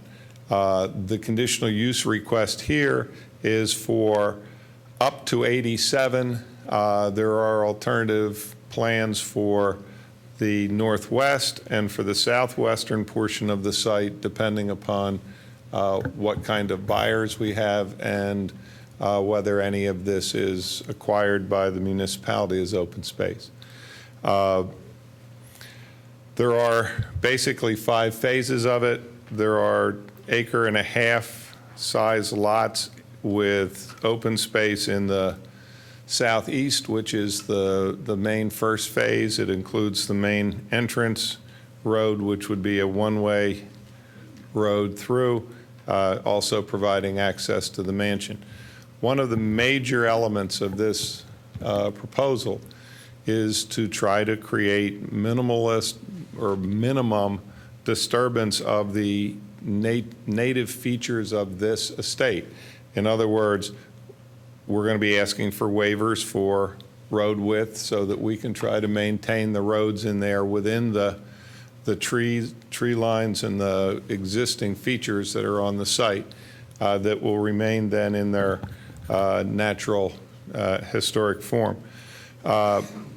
Obviously, and I came in and heard some of Peter's remarks, if those waivers aren't granted, it won't change where the lots are or anything. It will just mean that we'll have to build wider roads that conform to your subdivision ordinance, and we'll end up taking down trees and things like that that would be in our way, which, you know, we're here trying not to do. But that's a subdivision land development ordinance issue. We tell you what our intentions are because we think at the conditional use level, our efforts to maintain trees and vegetation and natural historic features of the property is an important function of why we're using density modification instead of 2-acre lotting on regular subdivision type roads. There is a village of smaller lots proposed in the northeast, which would access off of Newtown Road to the eastern side, and then also have some units that would have accessed off of the main loop road. The third phase is in the northwest. It is a cul-de-sac with 9 lots of the larger size on there. It is, in fact, over length, and that's another one of the modifications. For example, one of the waivers that we'll ask for, and one of the reasons why we're doing that is if we wanted to develop that area, we could do it without such a waiver. You would just take the extra entrance that comes in off of Newtown Road and build a second road that loops back to make your cul-de-sac only be a certain length, the prescribed length, put a few more houses in there, and you'd be in compliance. But that's not what we're proposing because we think that this view shed ought to be preserved and protected, and so we think that the waiver for a longer cul-de-sac to prevent additional roads within the site is something that the Board of Commissioners at the subdivision time would consider. If not, we would just have to add an extra entrance to make it comply. And while I'm talking about that northwestern side, there is an alternative to the northwestern side that's part of the application, which adds 16 lots to the 9. That would occur only if we don't sell the corner of Newtown and Darby Road as open space. So our desire, our intention, our negotiations are to have public open space owned by the township over there and not have the additional lots, but that's a function of whether we're able to sell that ground and generate income from that or not. What portion of that northwest site are you willing to sell to the township? Or for open space to anyone? If you see this line here that I've just, the red line, everything to the west of that red line is part of what we're trying to sell. If the township buys that, our intention is to gift the 9 acres in between the road and the what would be owned by the township to a conservancy as open space as well. So our intention is to see that end up as 32 acres of, or 31 acres of open space. And it would just have to be done in multiple ways because of A, what the township can afford, and B, the benefits of gifting. So this is our present intent. This is what we would like to see done, but it will depend on whether we can achieve that in our negotiations. We think we will be able to. Both sides want to see 31 acres of open space over there. Because I think that when we start to look at this conditional use application, again, it's a chicken and egg thing for us. We know that the township would like to purchase several areas of this for open space, and we're all hoping that that happens. But since we don't know yet, since the deal hasn't gone through yet, we can't count on it. in I know. terms of our development. So we could come back with questions like that. That's why. We need to look at all contingencies. Okay. And Julia? remembering, Sorry, John. Julie, you need to look at this. Negotiations with the township are ongoing, but you need to look at this particular application separate and distinct from those negotiations. Okay. Yeah. That, just set them aside and just look at the application as it's presented to you. I have a question then. In light of that statement, what application are we looking at? How many units? Are we looking at this one or the one? We've This one, the second applied page. in the alternative. We've applied for up to 87. Up to 87. So we should really look at the, we should look at really the next plan and then use this as the hopeful plan. That's the hopeful plan. Okay. Okay. Okay. Well, I mean, just, Yes I'm not and trying no, to because some throw of it- cold water on you, but that's what we're going to have to live with if we say yes. I understand, and that is significantly less units than would be permitted under by right, let alone under density modification. So either way, we're proposing significantly fewer, 60 or more fewer units than would otherwise be able to be accommodated on this site. Okay. The next phase, and I'll use this plan, but I'm going to go back to the other because it also has an alternative that has nothing to do with negotiations with the township or anything. And that is, in the southwest side, there's another loop with a series of the acre-and-a-half view lots. The alternative to that is that this is the one portion of the site because of terrain, because of the hillside and the stream valley through here, that there is the potential of being able to sell them as 10-acre lots to people that might want that. So not wanting to, if we were lucky enough to have people that were willing to buy the 10-acre lots over there, to want to have to come back and go through a whole nother conditional use process to modify and re-subdivide so that we could sell them in that configuration. That's why we have that as an alternative configuration.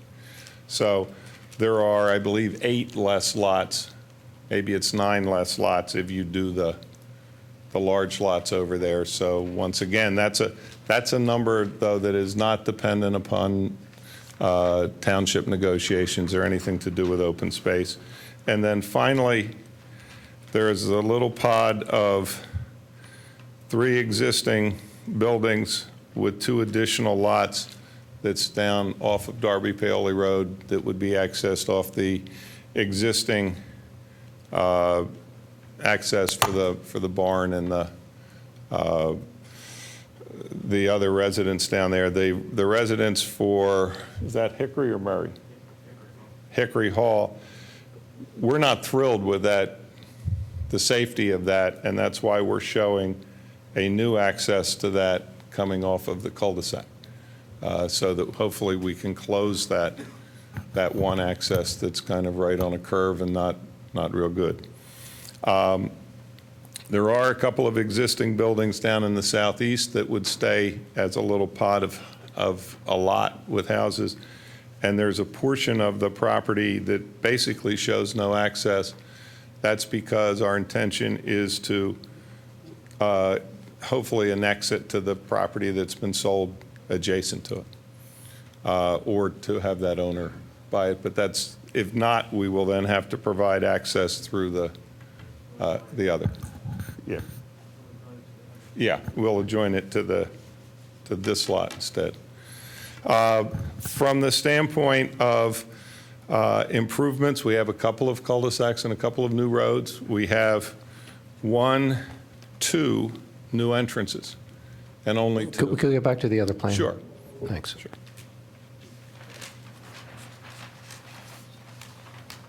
And can you center it a little more, please? Thanks. Yeah. So we have 2 new accesses, one at the eastern end for a cul-de-sac or for actually 2 that will come in, serve the village phase and for the 4 lots on the north, on the southeast side, and then the cul-de-sac that we've talked about that will serve either 8 or 9 or 25 lots plus Hickory Hall. We have provided open space. The difference between this plan and the plan you saw at your last Planning Commission, there's one difference in open space. We had open space within M1, the mansion dwelling lot. We've removed that. As you will see, our open spaces, which are the green areas, come down the stream valleys. The reason why they don't go everywhere down the stream valleys is because we're showing the required open space and because it has to be split up by phase, so that we needed enough open space in phase 1 to be able to have phase 1 be self-sufficient.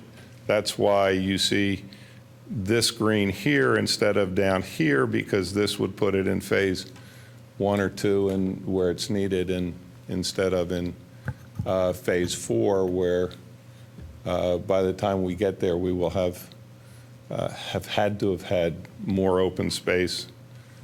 John, I know you've taken it you've taken us through it once, but for the benefit of everyone else, could you explain the difference again between the green preserved open space that's part of the conditional use and the other large white areas? Okay. The other large white areas are what we call investment properties. They are areas which my client's intent is to see gifted for open space. But because of the intent to see it gifted, we can't restrict it. We need the value of it as the gift. So it is not restricted against somebody coming back in sometime in the future for a revision to the conditional use to put development in those areas. It would have to come back through the whole process again, reopen the conditional use, modify it. It would, of course, be limited to the density that would be achievable under the density modification, if you could do that. If someone came back with those investment areas, one of the large ones, for instance, and wanted to develop it using the underlying zoning and not the conditional use, would that be open to them? No, because it's part of your conditional use approval as That to will how apply the to the whole- property is being developed. The property is being developed under the density modification provision. One of the things that we've talked about, for example, is if this area was developed in large lots. One of the comments that we got back from your consultants was the large lots in other parts of the property are served by on-lot sewer. The density modification requires public sewer. That was a good catch on their part. It will be a change in what we will testify to, because we'll have to testify that all of these units are going to be served by public sewer. If we have 2 or 3 large lots over here, it may not be worthwhile to extend public sewer to them. We would have to come back in and ask for a subdivision of that area and a modification of the conditional use to take that out of the density modification, show how the rest of the property would still comply with the density modification. And that would be if you had, for instance, 2 or 3 very large lots Yeah. instead of the That's 12 or right. whatever That's that right. is. But for now, we're, our proposal is public sewering of them. And the public sewer actually comes into the site to about here. There's a line that, there's a main that comes into the property and will be extended. Actually, if we could get right now, any questions about understanding the request? I do have one question about understanding the request. So for instance, when I see 3-1, so we've made the distinction of that the large areas are called investment properties. Oh, actually, no. All of the investment properties, no, let me ask it a different way. All of the proposed developed properties are all under 20 acres to prevent, what I was about to ask you is, could an applicant, say the person who purchases 3-1, which is just over 10 acres, could they come in and do a density modification on that lot? But because it's less than 20 acres, they can't. That's correct. Okay, so this is my question. All of the lots that are proposed to be developed at this time are all in and of themselves fewer than 20 acres, so that somebody can't go in and do an additional density modification on one of those developed lots? That's Which is different correct. from the investment properties? That's correct. Okay, thank you. And the investment properties will be in small parcels as well. They'll be approximately 6 to 10 acres in size, each investment property. So those big white areas, they're actually going to be divided into smaller Yeah. lots. You just don't show the lines there. That's right, because we haven't even figured them out. That would be done at subdivision. Yeah, yeah. And the whole property is under density modification. Okay. Board questions? I guess I'm still new to understanding this process. It's If- complicated. If this plan receives conditional use approval, and say the lots are used, the larger lots are used in this lower portion, can then the number of lots that are removed from that be placed somewhere else on the property, still under this conditional use approval without a new application? No. Is that right, Peter? Is that how that works? Yes. So Yes, that's right. what would trigger? Yes, no is right. What would trigger? Yeah, I the- agree with John on that point. So where does what's held steady here after the approval? Not the number of lots, then? Basically, the This lot and road configuration configuration. itself? Yes, that's why we've proposed the alternate sheets, so that we have approval of either Of either configure. or. It's an either or, it's not some variation of them other than this? Well, you could have large lots down here and the 25 lots up there, because there are two possible configurations for Phase 3. So each and there are phase in two and of possible itself has an alternate, and any combination of each phase would be approved? Only two phases have alternates. Okay. And yes, you could use an alternate for one and not for the other. John, can you put up the phasing plan so people can get a picture of that? Yeah. And I have with me tonight our traffic engineers from TPD, Kevin Johnson and Guy DiMartino, and I have Dave Fiorello, the engineer here as well. So if there are questions that you have for either of them, please feel free to ask them. Thank you. So in this scenario that you're showing here, you have your lot sizes identified. If you wanted to change the lot sizes, that would then have to go through another approval process? It would depend on how material it was. Like significantly, if, Oh. if you wanted to change the configuration such that, I think you have 3/4 acre in the right, and then you have 1.5, basically. 1.25. So if you wanted to change them all to 3/4 acre, let's say, would that be something that would be a modification? Yes, once again, as Mr. Snyder said, it's got to be something gonna that's look- material and significant. If it's a significant modification, they're going to have to come back. If it's some minor tweaking that has no effect on how the plan complies with zoning, then no, it's not going to come back. And I'm not sure I would agree that if you took these size lots and made these two lots 2 of them, and these 2 lots 2 of them, and these 3 lots 3 of them, that would be material, because you're not putting more houses, you're not putting more traffic, you're not putting more impervious and coverage and all of those things. So I would You're certainly have that maintaining the discussion same with- number of lots in those areas at That's that correct. time? You're not That's correct. increasing the density That's correct. and putting more houses in? That's what I'm saying. Yeah. Okay. I have a question. It's kind of for Peter, but it's kind of for the no, it's for Peter. So we can look at this and at some point be able to do a rough calculation on the investment lots of the number of homes that could potentially be developed there under future density modification, which would all be applicable under this conditional use application. What if, in the future, an applicant who owns one of these investment properties comes in and asks for a zoning change for their parcel and then wants to further density modification based on the new zoning? Do they then have to go through a new conditional use application and provide more additional open space? Because my understanding from this application is that kind of regardless of how much the investment properties could get developed at this point, the applicant and the conditional use as a whole has provided their entire 15% of open space, so further development on the investment properties would not require any further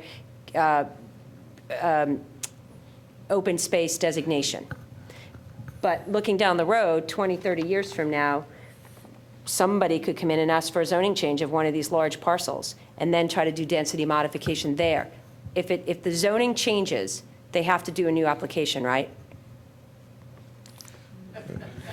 Yeah, There's so many variables that you're putting forth, Susan. I mean, I can make up 20 different answers, and they all would work. If, you know, how these investment lots are developed in the future is all going to depend on what's being applied for, how the approval is written, whether or not there's any sort of easements, covenants, declarations placed on any of these properties.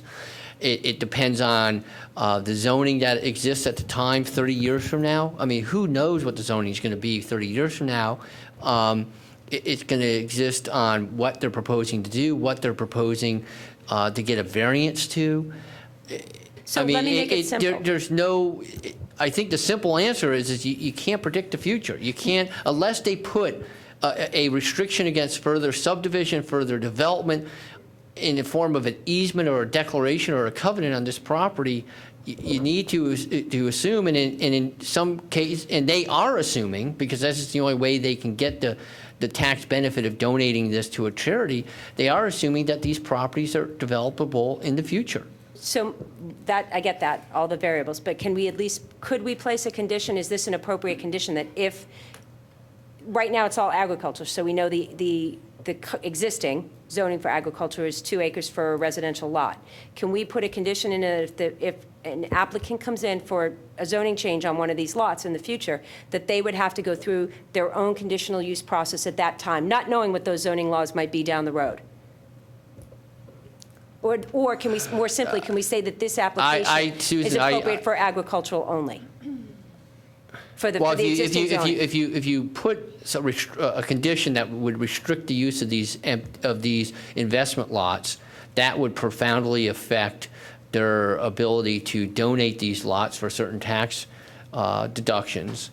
You know, if you restrict it only to agriculture, the donation is the value of the donation is substantially reduced, and they're, you know, I'm sure not going to lie down for that sort of restriction, and I think we would have a hard time upholding such a restriction if it came to that. Likewise, putting some restriction on the use 20 or 30 years down the line, I would think that's... Then the answer is no. That's my question. I don't think it would work, no. Okay, thank you. Peter, just a side question. I think, what was the, I know you're looking at an 87 unit plan, but what was the bigger number? It was like 150 was what was allowed? What was allowed? Dave?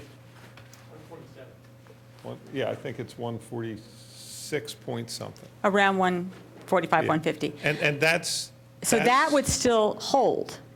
That's correct. That would still hold Even up. if people developed these white areas? Unless, if you provide more open space, your number can get as high as 156. Okay. Because as you go up in the amount of open space, you get bonuses. Well, obviously, this concept of the investment lots and the catch-22 of having to maintain the ability to have them developed so that they have the value, so that you can preserve them and get the money back, is a little mind-boggling.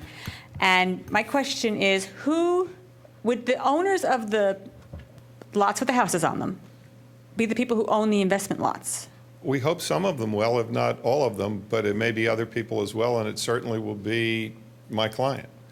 There will be... Since your intention, your ultimate intention would be for those areas to be gifted and ultimately preserved, is there a way to make sure that those decisions are made by everybody? Because one person might say, oh, I'm going to develop this piece of property down here because it's small and I can get another house on there and it's legal. But if the whole, I'm going to call it a community, if this whole community has equal say in those investment lots, it would be much harder for them to develop. I'm going to take you in a 180-degree different direction. Our intention is that my client will be the managing member of the general partner of each of those investment parcels, so that there is a uniform desire, uniform approach to this. He is the one that is intent on seeing this property preserved the way it is. And so if I have limited partners who desire to not gift it sometime down the road and instead develop it, I don't want to have to deal with that group of limited partners. I want the general partner to make the decision that it's being gifted.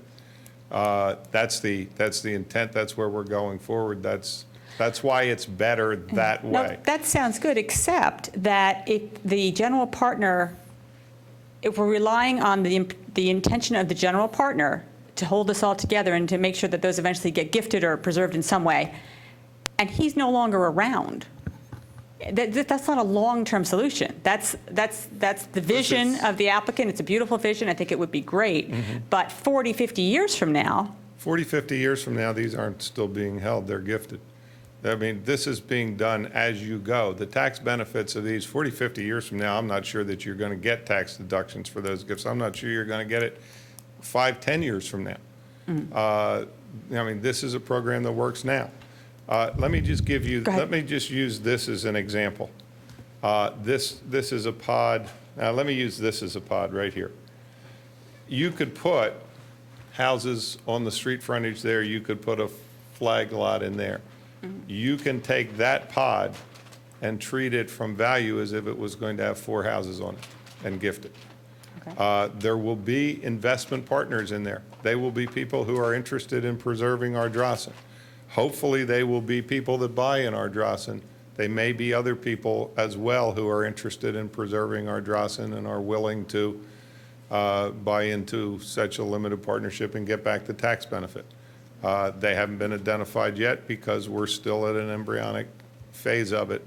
But when I say this will be broken up, there's probably 1 there. There's probably 3 in this section here. There's 1 over here. There's at least 1 there. They will be put into investment partnerships so that people can buy into ones we don't. For example, I wouldn't want the people. Can I ask a question on that, on the limited partnership? Are you suggesting that the only way someone would get to acquire an interest in these areas that could be donated would be through a limited partnership? Yes. And the general partner has already been selected? Yes.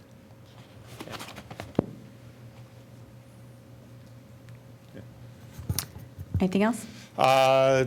I'm sure there is, but I'm not sure where we are on this. I want to go back to Susan's question real quickly. And Susan, I think it's extremely unlikely to the point of being less than 1/100% that any part of this property would ever in the future be rezoned. That's a legislative decision by the Board of Commissioners, and I can't see them coming into a 311-acre property, all of which is subject to a conditional use, and pulling some of it out and rezoning it.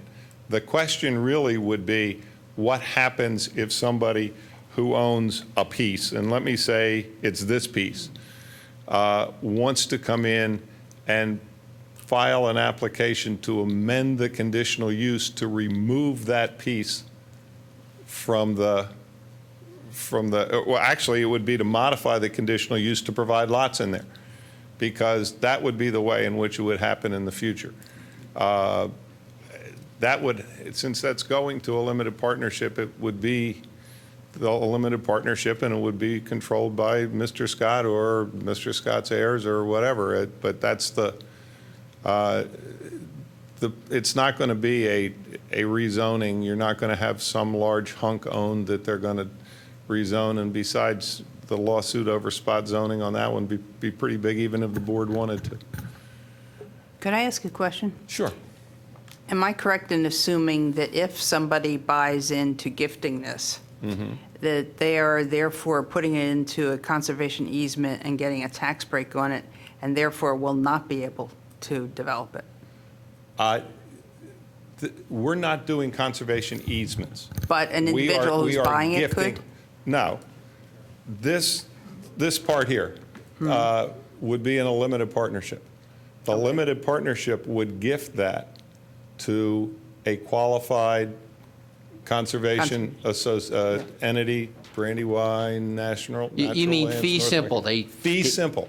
Fee Ownership- simple. ownership of the- They of the would not- property. They would just own it. It's unlike conservation easements where some individual then owns it going forward, and there's a policing of whether they're using it the right way. This would be owned in fee by that type of organization. And therefore couldn't be developed. Therefore, it couldn't be developed, although probably from a boots and a belt and suspenders standpoint, what we're going to do is try to work with agencies that would then create a recorded restriction on it anyway that would be enforceable by another conservation entity or the township or something like that, so that even if they tried to dispose of it, it would be restricted. But that would be after, that would be when they get it. When they get it from us, it would be unrestricted.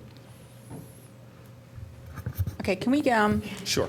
get any highlights of staff comments, of anything you want to throw in now? I want to go to public comment early because we have such a large crowd and we're so happy they came.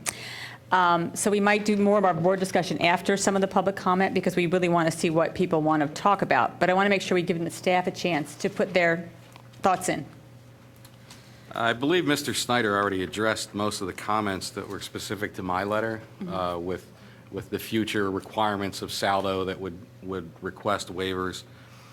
The several lots that he talked about, the large lots with the sanitary, whether it's public sewer or on lot, that could be handled, I believe, with a variance, a zoning variance in the future to accept those lots from public sewer. I think Amy has the most comments on the off-site traffic that address both this and the Wheeler track that cross the street. Did you get a copy of my comments in your packages? That's what I didn't get. Everybody Yes, they did. Okay, all right, everyone but you. And I love your comments. Usually I just pour over them.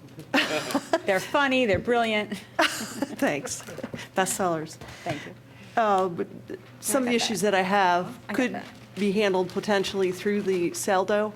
However, I don't have enough information from the submitted documents, and there were actually two pieces that were submitted. One focused on this 311 parcel, the acre parcel, and then the smaller parcel.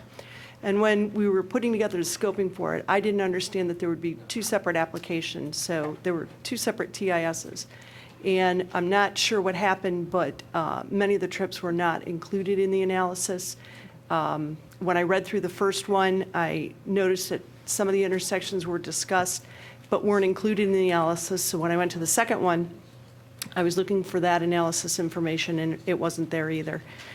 There were no crash records that were provided on the roadways, which are normally included in a traffic impact study. And one of the things that I do have concern with is the lack of emergency services to some of the internal parcels that are located at a significant distance from the roadways. And I would be concerned that if somehow the one roadway leading into the parcels had some emergency that you could not get around it, then it would be very difficult to get to those other parcels. So that's something I'm concerned with, and I think So should be going forward, addressed. you might look at like, just emergency access, not another road, but as long as the emergency access Something, vehicles some could sort get of- there. Some sort of emergency access that would provide a second way into any of the parcels. Anything else from staff at this time? Is there anything anybody needs to bring up before we go to public comment, or can we go ahead? Okay. We would like to open this up. I'm sorry, John? With respect to the traffic comments, while they're fresh in your mind, do you Sure. want Kevin's response real quick and then go to public comment? No, but we'll remember to come back to Okay. it. Thank you. Okay, public comment. Please state your name and where you live and talk into the microphone. There's a microphone, a handheld one floating around if anybody needs it.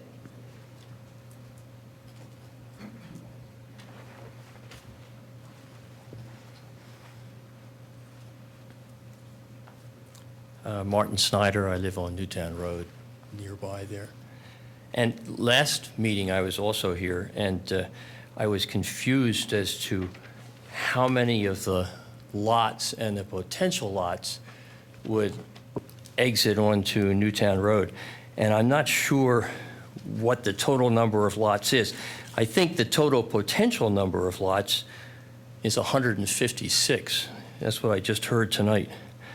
And I understand the investment lot principle and so on, but it's conceivable that Mr. Scott and his heirs and friends might fall upon hard times and decide to develop those lots. They're all going to be zoned for development now, as far as I can understand. So one question I have is, are the ancillary considerations like traffic and stormwater and so on, are those being considered for 156 lots, or are they being considered for 55 lots? 87 would be the 57. 87. Are they 57 or 156? Who wants to answer that? Go ahead. The statement that 156 lots are being approved now is wrong. What would be approved now is 87 lots as a maximum. For there to be 88 or 89 or 156, there would have to be a new conditional use application, new traffic studies, new stormwater studies, new sewer feasibility reports, a whole new conditional use, and new subdivision approvals. So right now, 87 houses is the maximum number of houses that's being approved. Thank you. I'm not Go ahead, Martin. versed in these matters. And No, it's complicated. It's confusing because if we take one of those other pieces of ground, which can be given as a gift, the idea is that you look at that and you can say, that could be 3 or 4 houses built on there, and that's the value of the gift that I'm giving. But I think Mr. Snyder just said that those houses can't be built on there unless you come in for another zoning approval. Exactly. Another conditional use approval. I see. So would the story be then that each time a gift was going to be made, that they would have to go and get zoning approval for those lots in order to establish the value? No. No. Well, maybe I shouldn't answer that. Let me answer that real quick. No, what the appraiser does is the appraiser looks at that parcel and says, how many units could be built on it, and what is the cost of getting to where those units can be built? Now, we're designing them so those pods are going to have road access and be accessed by utilities, so that the major deduct in the value is going to be the cost of getting approvals. But approvals won't have to be obtained in order to gift them.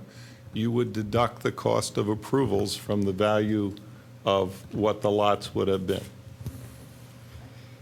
Okay. Did that answer your question? Almost. It just seems to me you're having it both ways here. You're only going to do the traffic study and the stormwater management and so on for 57 or some other low number of lots, but ultimately, if things went south on the gifting program, the idea is you could automatically almost get zoning for that. If you couldn't almost automatically get the zoning for additional houses, how could you, as an appraiser, come in and say, I'm going to value that piece of ground as because it could be built with 4 houses? If that were a very difficult thing to do, to get those 4 houses zoned, that would be a silly evaluation. So it must be a simple, straightforward process. And if it's a simple, straightforward process, I think we ought to be thinking about traffic for 156 houses. Thank you, Martin. Who's next?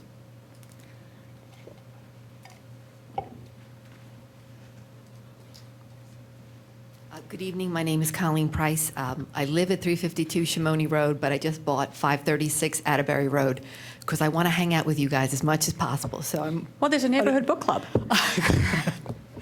I'm obviously very new to this, but I think the whole idea is, and I did a conservation easement on my little 3.5 acres. I was probably one of the first people to do it in Radnor. I'm definitely a tree hugger. I think it's a great idea, but I don't know really what we're getting here. As far as I can tell, most of the land that seems to be not developed you couldn't develop. It's a steep slope. The areas that they've dedicated is that 15% number is where the pond is. Colleen, can I where the interrupt you for just one second? Could somebody put up the other plan again? The 87 home plan?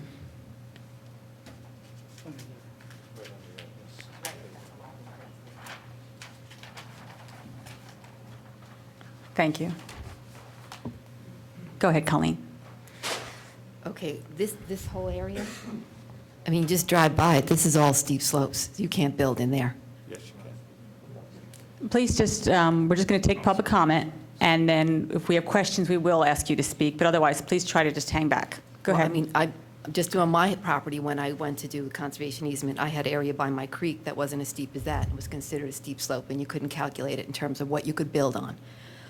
And I mean, again, I'm not an expert on Androssan, you can't even get in there, but I know there's a big pond, there's lots of wetlands in here.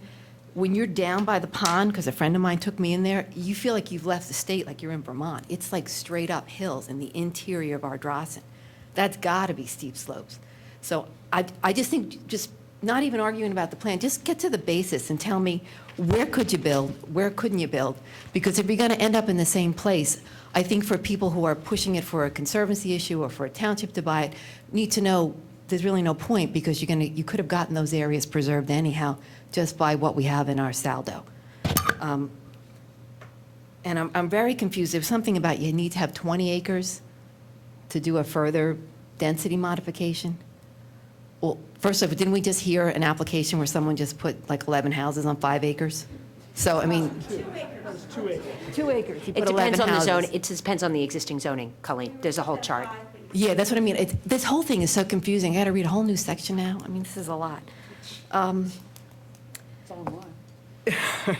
And even to get to 20 acres, all you have to do is consolidate 2 10-acre lots over here, if that's how they divide them. And you got your 20 acres, and then you come back in for a new density modification for this whole section down here, or do the same up here. You can easily get to 20 acres by buying 2 lots and consolidating them. So, I mean, when I look at this plan, I'm looking at 300 houses. I don't know how, if you can keep doing this density modification, you can do it through this entire investment area, this section over here, and all these 10-acre lots. You just lump them together into 20-acre spots, and you've got some major development over there. And the whole idea with the limited partnership for these investment properties, I think these are over here. I mean, when I did the conservation easement, I had to say that, I lost some value, that I gave up the right basically to subdivide my property and put 2 houses up there. So I don't know what they would get if the guy over here buys a part of this and doesn't build a house. I don't know under an IRS standard if there's really a tax benefit for that. And this whole idea that we can't say what donative intent is, and it will create problems with the IRS. Has anybody asked for an IRS ruling saying the intent is to preserve this? We do want to put restrictions on it, basically so we know when we go through with this plan that in the future we're not going to end up with 300 houses there, and it won't destroy your intent, because I know under the IRS rules you have to have the ability to subdivide, but they don't make you go through with a full subdivision. So there's certainly a little twist in there that maybe you could propose that the idea is to keep it open and make sure that the IRS would be acceptable to that without having to kind of have this wide open contingency. I mean, the whole section in here, it could be anything. And just where are we on the process? Is there like a time frame? Do you have 90 days before you kick it up to the board? When do they, what's worst case scenario this could get When the approved? applicant came in, they think correct me if I'm wrong, I believe they have 60 days before they get to go to a hearing officer to start the hearings. Okay. Julia, I mean, under the MPC, the township has 60 days in which to schedule a hearing on a conditional use application. Once the first hearing is scheduled, we then have 45 days between hearings to schedule hearings. Once the hearings are over, the hearing officer or the Board of Commissioners will have 45 days in which to issue a written decision.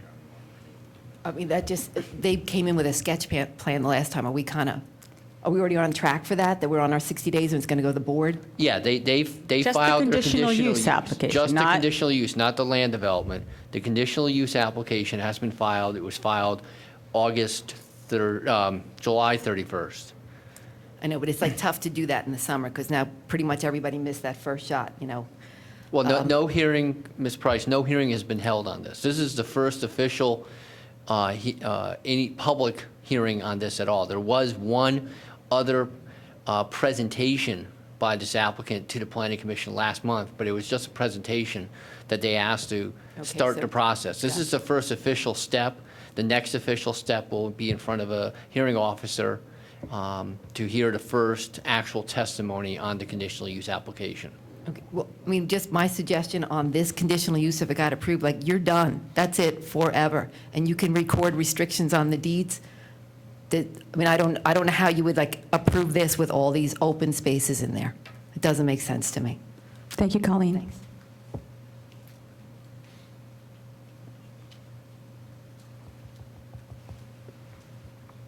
Don't be shy. Hi, I'm Ann Snyder. Hi. I live on Newtown Road. Okay, I'm a little confused. I see this shaded piece up here, right? There, wait, where am I? Here. And what, is that something that's being given, deeded? As part of the conditional use application, which is for density modification, as part of that deal, they're able to build smaller lots, but they have to give 15% Okay, so open that's space. part of the That's 15%. the preserved 15%. Okay. Do the residents have any decision in whether you're going to buy the property on the corner and across the road on Darby Paoli? Yes, I'm not involved in those negotiations, but that's been something that's been identified in all the township open space plans and plans going way back, that's a very important area for the township to acquire for several reasons, including open space and view sheds. Those are the two main ones.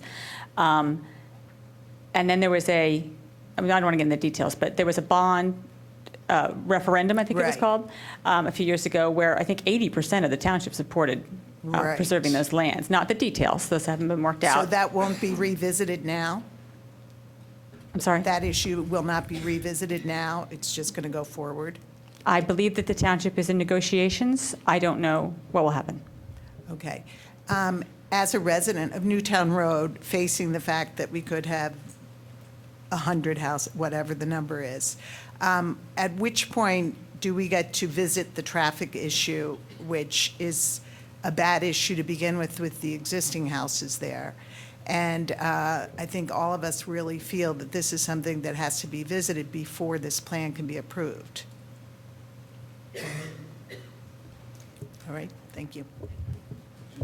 Thank you, Ann. No, we're going to talk about the traffic later.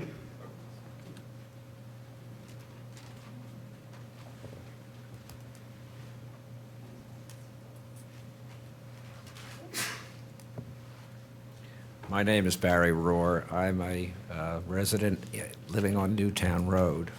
And I think the general theme that I've heard so far from the resident comments is one of confusion as to exactly what we're looking at and what is being asked to be approved. I think that now, having looked at this and tried to figure out exactly what is going to happen, is going to require some more time. I would like to ask for some more time to be able to evaluate just what could potentially happen on some of these open spaces or these investment properties.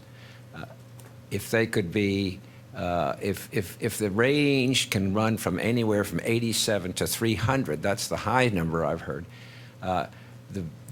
all the other considerations are going to be very much harder to define. It's not easy to, it's easy to maybe come up with what might happen with 87, but to come up with what might happen if there were 300 potential. Excuse me a second.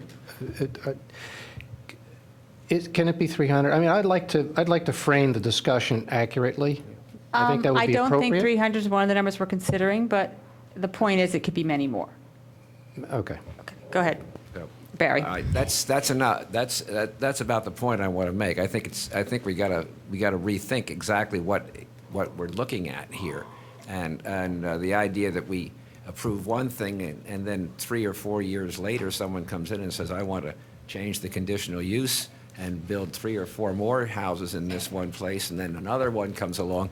All the original considerations which are being mentioned all go out the door, and that's a tough place for, I think, a resident of the area to try and evaluate. Thank you, Barry.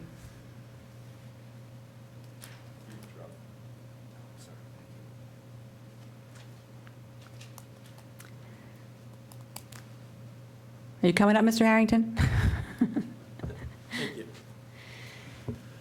My name is Chester Harrington, and I live on 757 Newtown Road.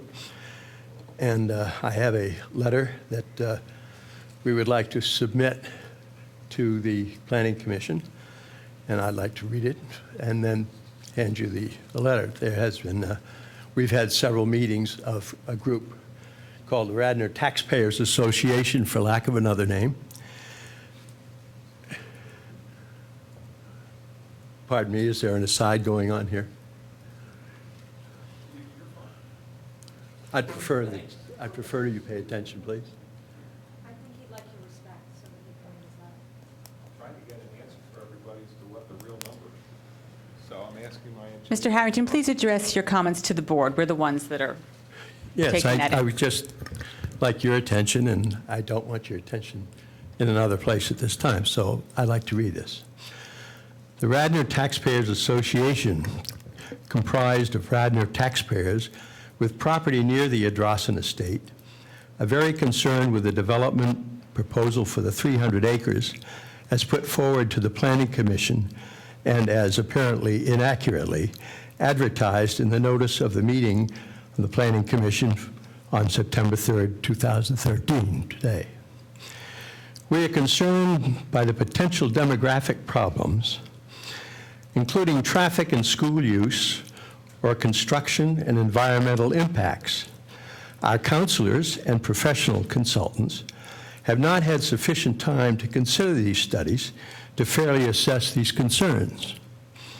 Therefore, we request the Radnor Township Board of Commissioners, the Planning Commission, the Township Manager, and any other party with necessary authority grant at 120-day extension for consideration of these proposals beyond the already considered or mandated. We are interested in the same thing, the best possible and safest development of this property for all Radnor Township residents. We need this time to offer our concerns and suggestions in a sensible and meaningful way. We expect and appreciate your personal and ethical support for the approval of this request. And I submit this letter to the chairman. Thank you. Thank you, Chester. I can take that.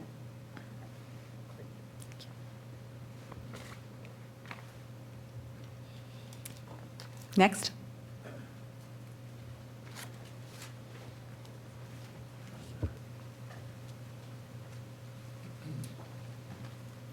Hello, my name is Chaz Burkhart. I'm a resident. I live at 819 Church Road.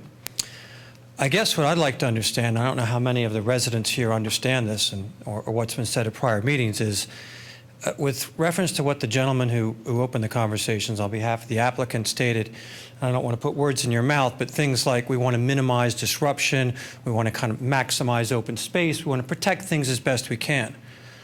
Could we just have a summary, maybe for the benefit of all, and especially the residents? What are the applicant's legal options?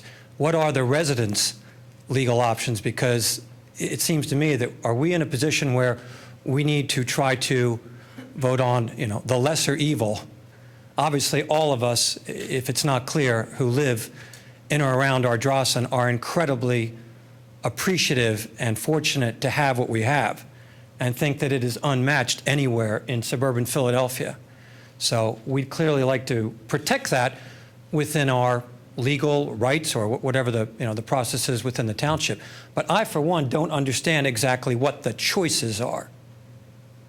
Well, what our response is when an applicant comes in with the proposal, and in this case it's a conditional use proposal, we have to respond to their request. We could recommend in favor, we could recommend against, we could add other conditions, we can whatever.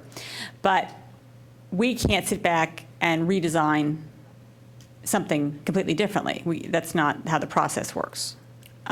So what they're showing us tonight has some alternatives, what they would prefer. They have two alternatives. They want to sort of clear both of them as part of this conditional use application.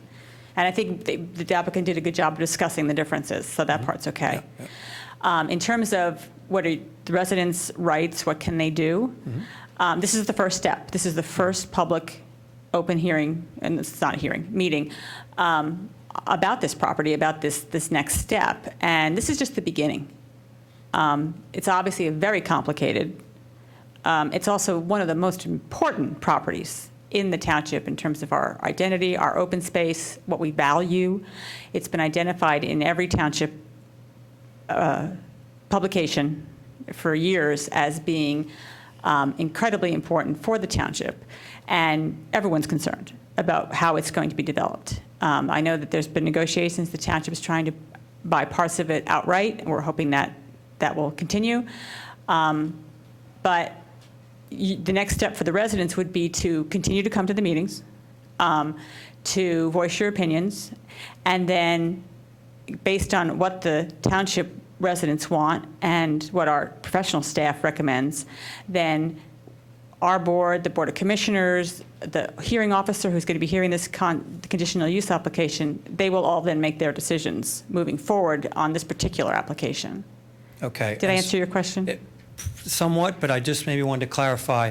Does the applicant, and I got that impression from listening to the opening remarks, that this plan is more advantageous to the residents because it more preserves open space, more preserves view sheds, would likely have less density than other plans that might be within their legal or at least current zoning limits for what they could propose?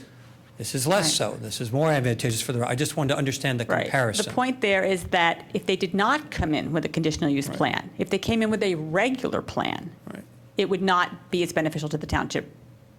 That's the point. We haven't proven that, but that's the point. That because we have this zoning option, you're allowed to come in for a conditional use density modification plan specifically to preserve open space and view sheds and things like that. So the thought is that by taking advantage of that, of course, there's an advantage to the applicant. They get to develop it in a way that's very sensitive, and that will benefit their development, but it also benefits the township. Okay. Well, look forward to learning more. Thank you. I think I can add some numbers that would... Well, no, we're doing public comment right now. We really need to stick with it or we'll never get through it. But thank you. Anybody else?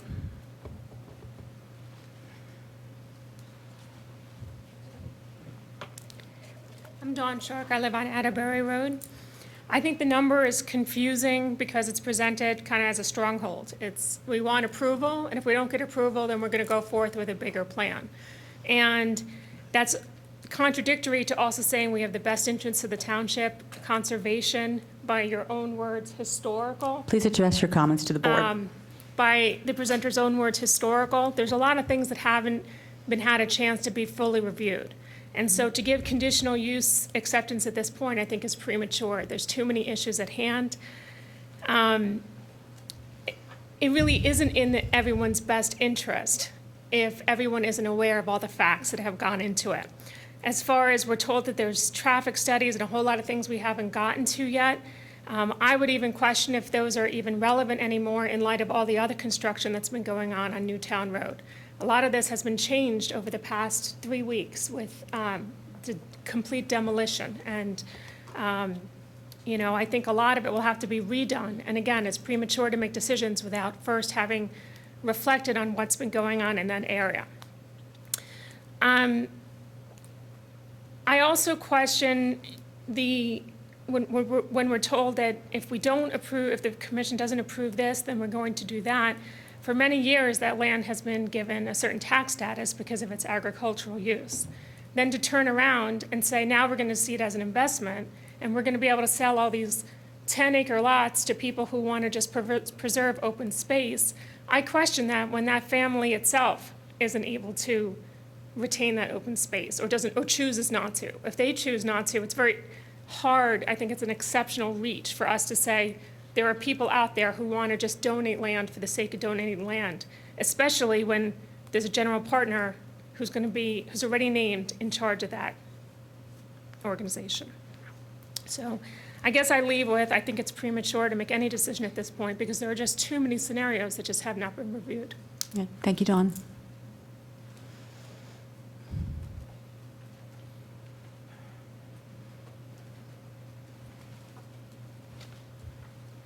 Brian Price, I'm on Shimoni 2, Payne number 2. I see the drawings and all, I mean, and they're offering to, the township's going to have to buy things back from them, but I don't see anywhere where they'd be something beneficial for these neighbors or the neighbors that are surrounding it, like a walking path or, give something back to the people. It sounds like, it's almost like we're on a corner and we're trying to figure out with a ball under 3 shells, which plan they're going to pull out. I think they need to say, each lot could have 20 houses on this one, 15 here. They're going to be 3/4. I think they need to open the book and put it all out. Like, say, they don't have to develop it, but this could be done. I mean, it's simple logic that whole place could be chaos. Every single house that he's got up there is going out on Newtown Road. Spread the wealth, put it down on the other streets. Every single one of them. And God, if you live on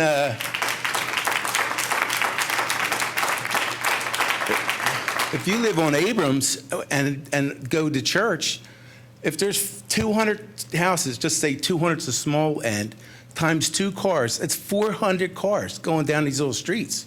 It's suicide. It's just not going to work. Thanks. Thank you, Brian. Come on up. You don't have to raise your hand.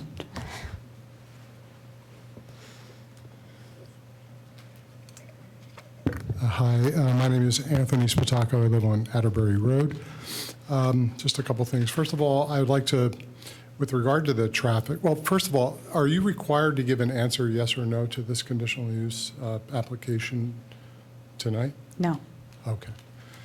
So we're requesting, as residents, some sort of extension thereof. So I would, picking up on what I think Susan, forgive me, I can't see, said with the other applicant, I invite you to come over for coffee to my house some morning as you visited the other site near Stratford to try to get out on Newtown Road at 7:30 in the morning. Because, oftentimes you ever go to a restaurant or a house where you walk in and you say, gee, this didn't look that big from the outside. So seeing is believing, you can have all the traffic studies you want, but there's a lot that goes on Newtown Road in the morning. And I'd be really curious to hear later whatever traffic information is coming. The other thing I'd like to just ask for the commission to clarify is I happened to be cruising the internet and was reading some articles on mainline media news. And I was a little bit, I guess, confused about a meeting that apparently occurred at our Drossen at which the press and some residents were turned away. There were some pretty frank comments in the comments section of that article that, would lead one to believe that there was perhaps some sort of secret meeting that occurred between, I don't know if it was the commissioners and the planning commission and the applicant. I don't know what happened. I wasn't there. I'm reading something on the internet, so I don't believe everything I read on the internet, but I'd like, if there's anything you can address in that regard. Okay, we addressed this earlier this evening, but I'm happy to go over it again. I'm sorry. That's fine. We had a special meeting of the Planning Commission on the 29th, is that? Thank you. On the 29th, where we had a tour of the northwest corner. We wanted to get a better picture of that. We appreciated the applicant inviting us out and letting us have that tour. That was not intended to be a public meeting, and we weren't clear enough about that when we listed it as a special meeting, so we apologize because we confused people. It was not a meeting where there were any deliberations, there were no votes, there was no special meeting. It was a tour where we walked around and gathered information. Just to let you know, we'll be doing that with more properties in the future. We decided that's very helpful for the Planning Commission to get their feet on the ground more and make sure that we're actually seeing what we're looking at the paper. And oftentimes you can drive by a property and you can get a very good picture of it, but obviously with a private property this size, we can't get that feel unless the applicant invites us onto the property. So that's what happened on the 29th. We do apologize for inconvenience and for miscommunication. Okay, who's next? I saw a fox. Excuse me, was there a subsequent meeting to the meeting you mentioned earlier? Has there been a meeting in the last 10 days? No. Of anybody from your group? No. At Adrossan? No? Anybody? No, this is our first meeting. The one meeting happened, and this is our next meeting. I see. Last Thursday, it's 5 days ago. Last Thursday, there was a meeting. Last Thursday was a tour. A tour. It was called a special meeting. We asked to see the property. You asked, Yes. you initiated the We asked to see the request. property, yes. I see. I just wanted to be sure about timing. Thank you. Thank you. Who's next? Hi, Leslie Morgan. I don't live near there, but we just went through the density modification process, or we're going through it on 12 Farm Road and Windsor Avenue. So one of the questions was asked if there was less than 20, and you said it depends on zoning. I just want to be very clear. In our case, it required 5 acres. The applicant had 2.13 acres, and we have now supported, and they've been granted the density modification plan. Secondly, I did come for the tour because I saw it in the paper. It was a beautiful night, and so I canceled dinner plans. I have to ask this because I saw other people besides you guys stay and tour. They weren't planning commission people. There were people there from Carfax. They're not planning commissioners, correct? There was a guy there who's on Carfax. Okay, What is well, Carfax? Isn't that like the sub-board to look at numbers and stuff like that? I know there was a member of the Conservancy who had been invited. Maybe they're a member there, Two too. members. And almost all of us. In several township There were several township people were there, staff. stuff. Okay. I saw police there as well. Would you guys support having a tour for the people who are interested, since potentially taxpaying dollars would go to support a private enterprise? We would support it, but it's not up to us. Right, but you would, well, you... We wouldn't you be could- against it. Right, but you could helpfully support it. I think there'd be a lot of interest to have a tour. We could certainly request a tour. I think that'd be great. Okay. Kevin, request a tour.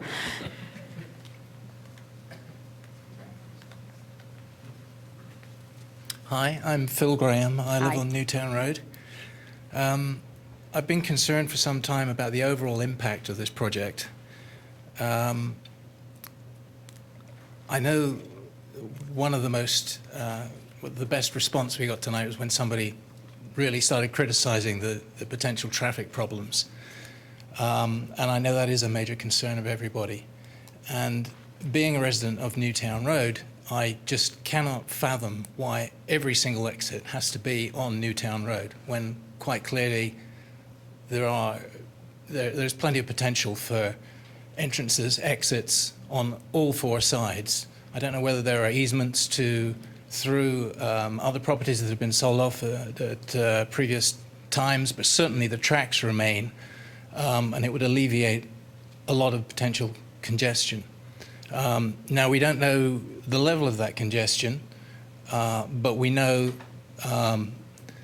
that the traffic problem was overlooked when Episcopal was built on 252.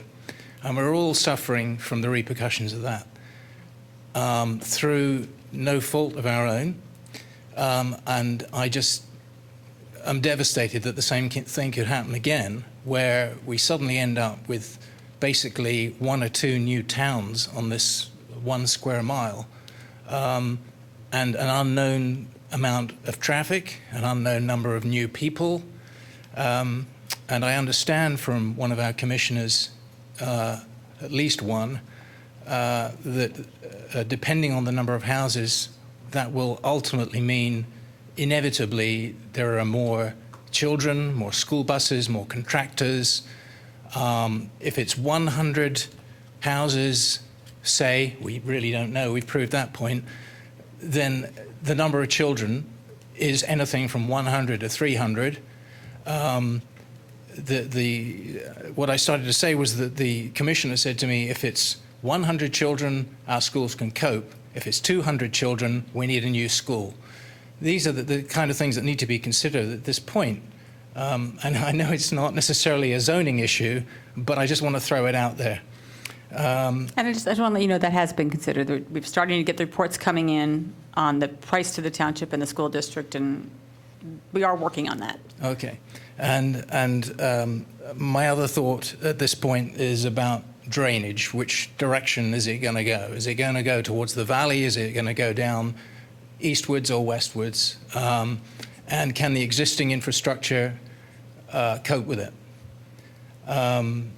I know that is going to be considered down the line, but it all depends on the number of houses that we end up with. And you can't keep digging up the roads and putting in bigger and bigger infrastructure. You need to know at the beginning.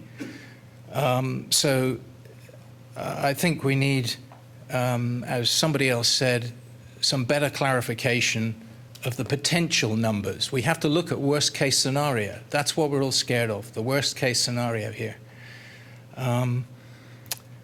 And I just have to say one final point, that this project, this beautiful land, is just so important. It's been covered in newspapers all around the world. And I have been contacted by people from all over the place who are fascinated, not just with the history of the place, but what is going to happen, and they're aghast at what could potentially happen. I understand that the developers, the trust, need to maximize their money. That's their duty for inheritance. But those of us who are here on this planet now are really concerned and would like our environment to be maximized. Thank you, Phil. Karen, it's your turn.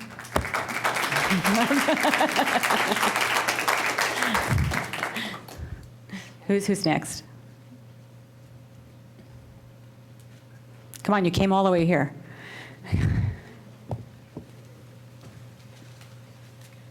Hi, I'm Merritt Weber. I live on Church Road. And I was just wondering if you could share with us, are there other reports that are coming in that affect this? You just mentioned the school and... Well, as part of the application process, the applicant was it the applicant who provided us with the cost of the schools and the townships? So we have that. We're starting to review that. Apparently, we're going to do more traffic stuff because we've gotten some of it, but apparently Amy needs a little more. And then I think at this stage, that's all that we use. I think, I don't want to say this wrong, but we get stormwater and those things at the land development stage? Okay, so there'll be those kind of reports on the drainage and the land water and the stormwater. Those kinds of things will happen at the next stage. And is that something that is shared with the residents? Yes. Okay. Oh, hang on. Are the reports actually shared with the residents or just the discussions? At this stage, we've also gotten a stormwater feasibility and a sanitary sewer Yes. feasibility report. Thank you. Are those public? Once we have those, are those public? My understanding is that they are. Okay. Yes, That's what I and thought. as we are receiving this information, we are putting them up on the website. The initial batch of information that was submitted is up on the website for the Excellent. public to review. It is on the main page under featured news. You'll see information submitted as part of the address and conditional use. So as we're getting more information, we're working to get that up for the public's viewing.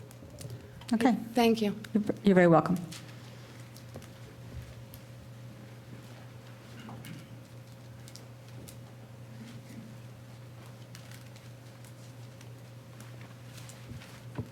My name is Bill Lowe. I live on Atterbury Road. I'd like to, as I understand from you, this process essentially gets something for the community. That is to say, in exchange for certain easements, the developer is able to develop at a higher density than he otherwise might be able to under the current zoning. My question would be, if we didn't grant this, then essentially the developer would be forced to go to a 2-acre zoning type of a situation. And the developer, in his self-interest, I'm imagining, would also want to maintain some open spaces anyway. What would be the developer's plan if we just kept the zoning as is? They did not present one to us. I think they're very dedicated to developing the property in some fashion similar to what they've shown. And I just want to point out that it's not just that they can get more. The main thing I just want to point out with the density modification, the main point isn't just that they get more units, it's that they can use smaller lots so they can shape things around the natural features. That's part of the important part of the density modification. Right, but if they had they would not necessarily, even with a 2-acre lot situation, want to develop the entire property. They would want to maintain features. It's hard to of the ask land. people that question because they can say hypothetically, yeah, here's a plan showing us developing this at 2-acre lots and take up every inch. Now, we don't think that they would do that, but Right. developers have been, not you personally, other developers have been known to just bring in these scare plans, and then it's legally what they could do. Right. I don't think that this developer has that in mind. So it's hard to say, well, let's see an alternative plan under the other zoning. I don't know how that would work. Okay.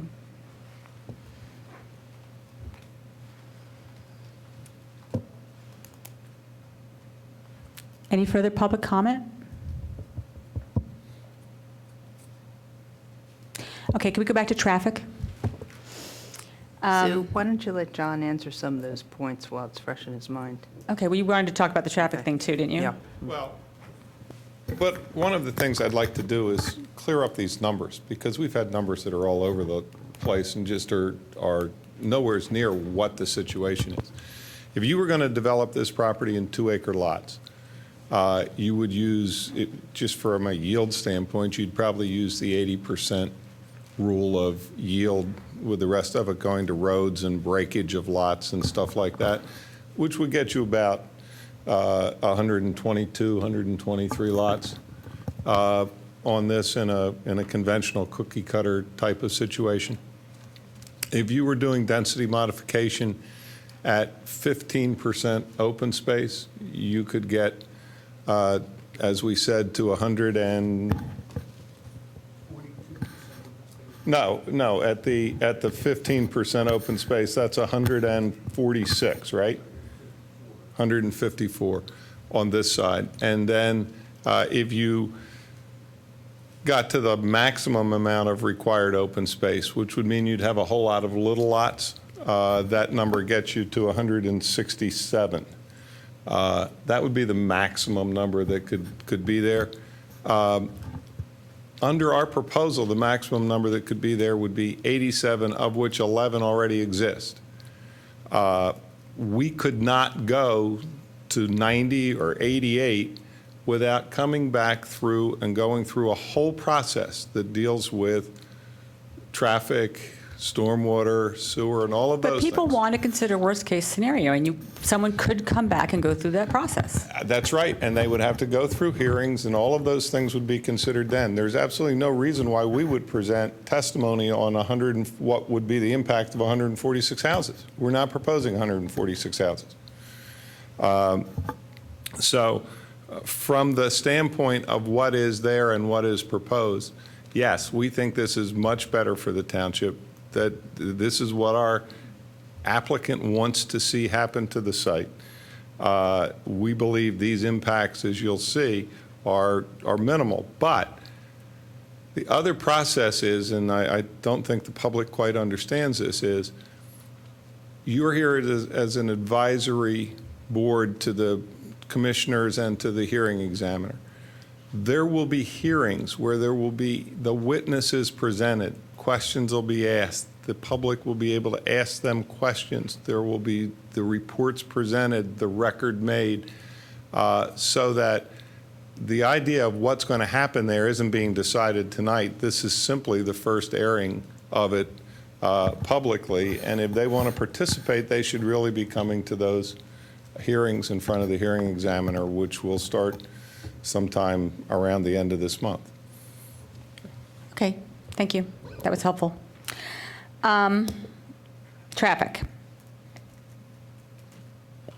The points that I think that have been brought up so far, I just want to make sure I've gotten everything, is that Amy needs some more information or would request more information to come up with her recommendations. And from the public, I'm hearing that they're concerned about all of the entrances being off of Newtown Road. There's a concern about the movement of emergency vehicles throughout the site. And what am I missing? Go ahead. One thing I noticed about, which was probably the one thing that was helpful for me from the tour, is that the proposed entrance onto Newtown Road, Amy, you probably picked up on this, but the proposed entrance on Newtown Road for phase, well, this phase, whatever that is. Three. Thank you, phase 3. The entrance is where there's a break in the stone wall. I think there's an orange gate. The way that the wall juts out at that point, so you would have to really drive, coming out of there, you'd have to really pull onto Newtown Road in order to look down Newtown Road to the left toward Darby Paley Road. It's exactly at a spot where the wall has a different elevation distance from Newtown Road. There was a There's just the one thing I picked up when I was there. There was a discussion in the TIS about that, and if I remember correctly, it was regarding elimination of the wall. Is that what that comment was? Just a second. I do know that the TIS was not based on the 85th percentile speed on the roadway, and that's something that we definitely need to see, because I've heard a lot of concerns about how fast motorists are traveling down that roadway, and we don't have that information, which could alter the sight distance that they presented in the report. The wall juts out to your right. It comes out to the right and goes up, and the wall will have to be either lowered or moved back to provide the sight distance. And then the other issue with traffic is sidewalks. I know that in the various township plans, we are looking for access along Newtown Road, that's going to be very important in the future. It's a narrow road, there's slopes on each side, there's a wall, it's beautiful.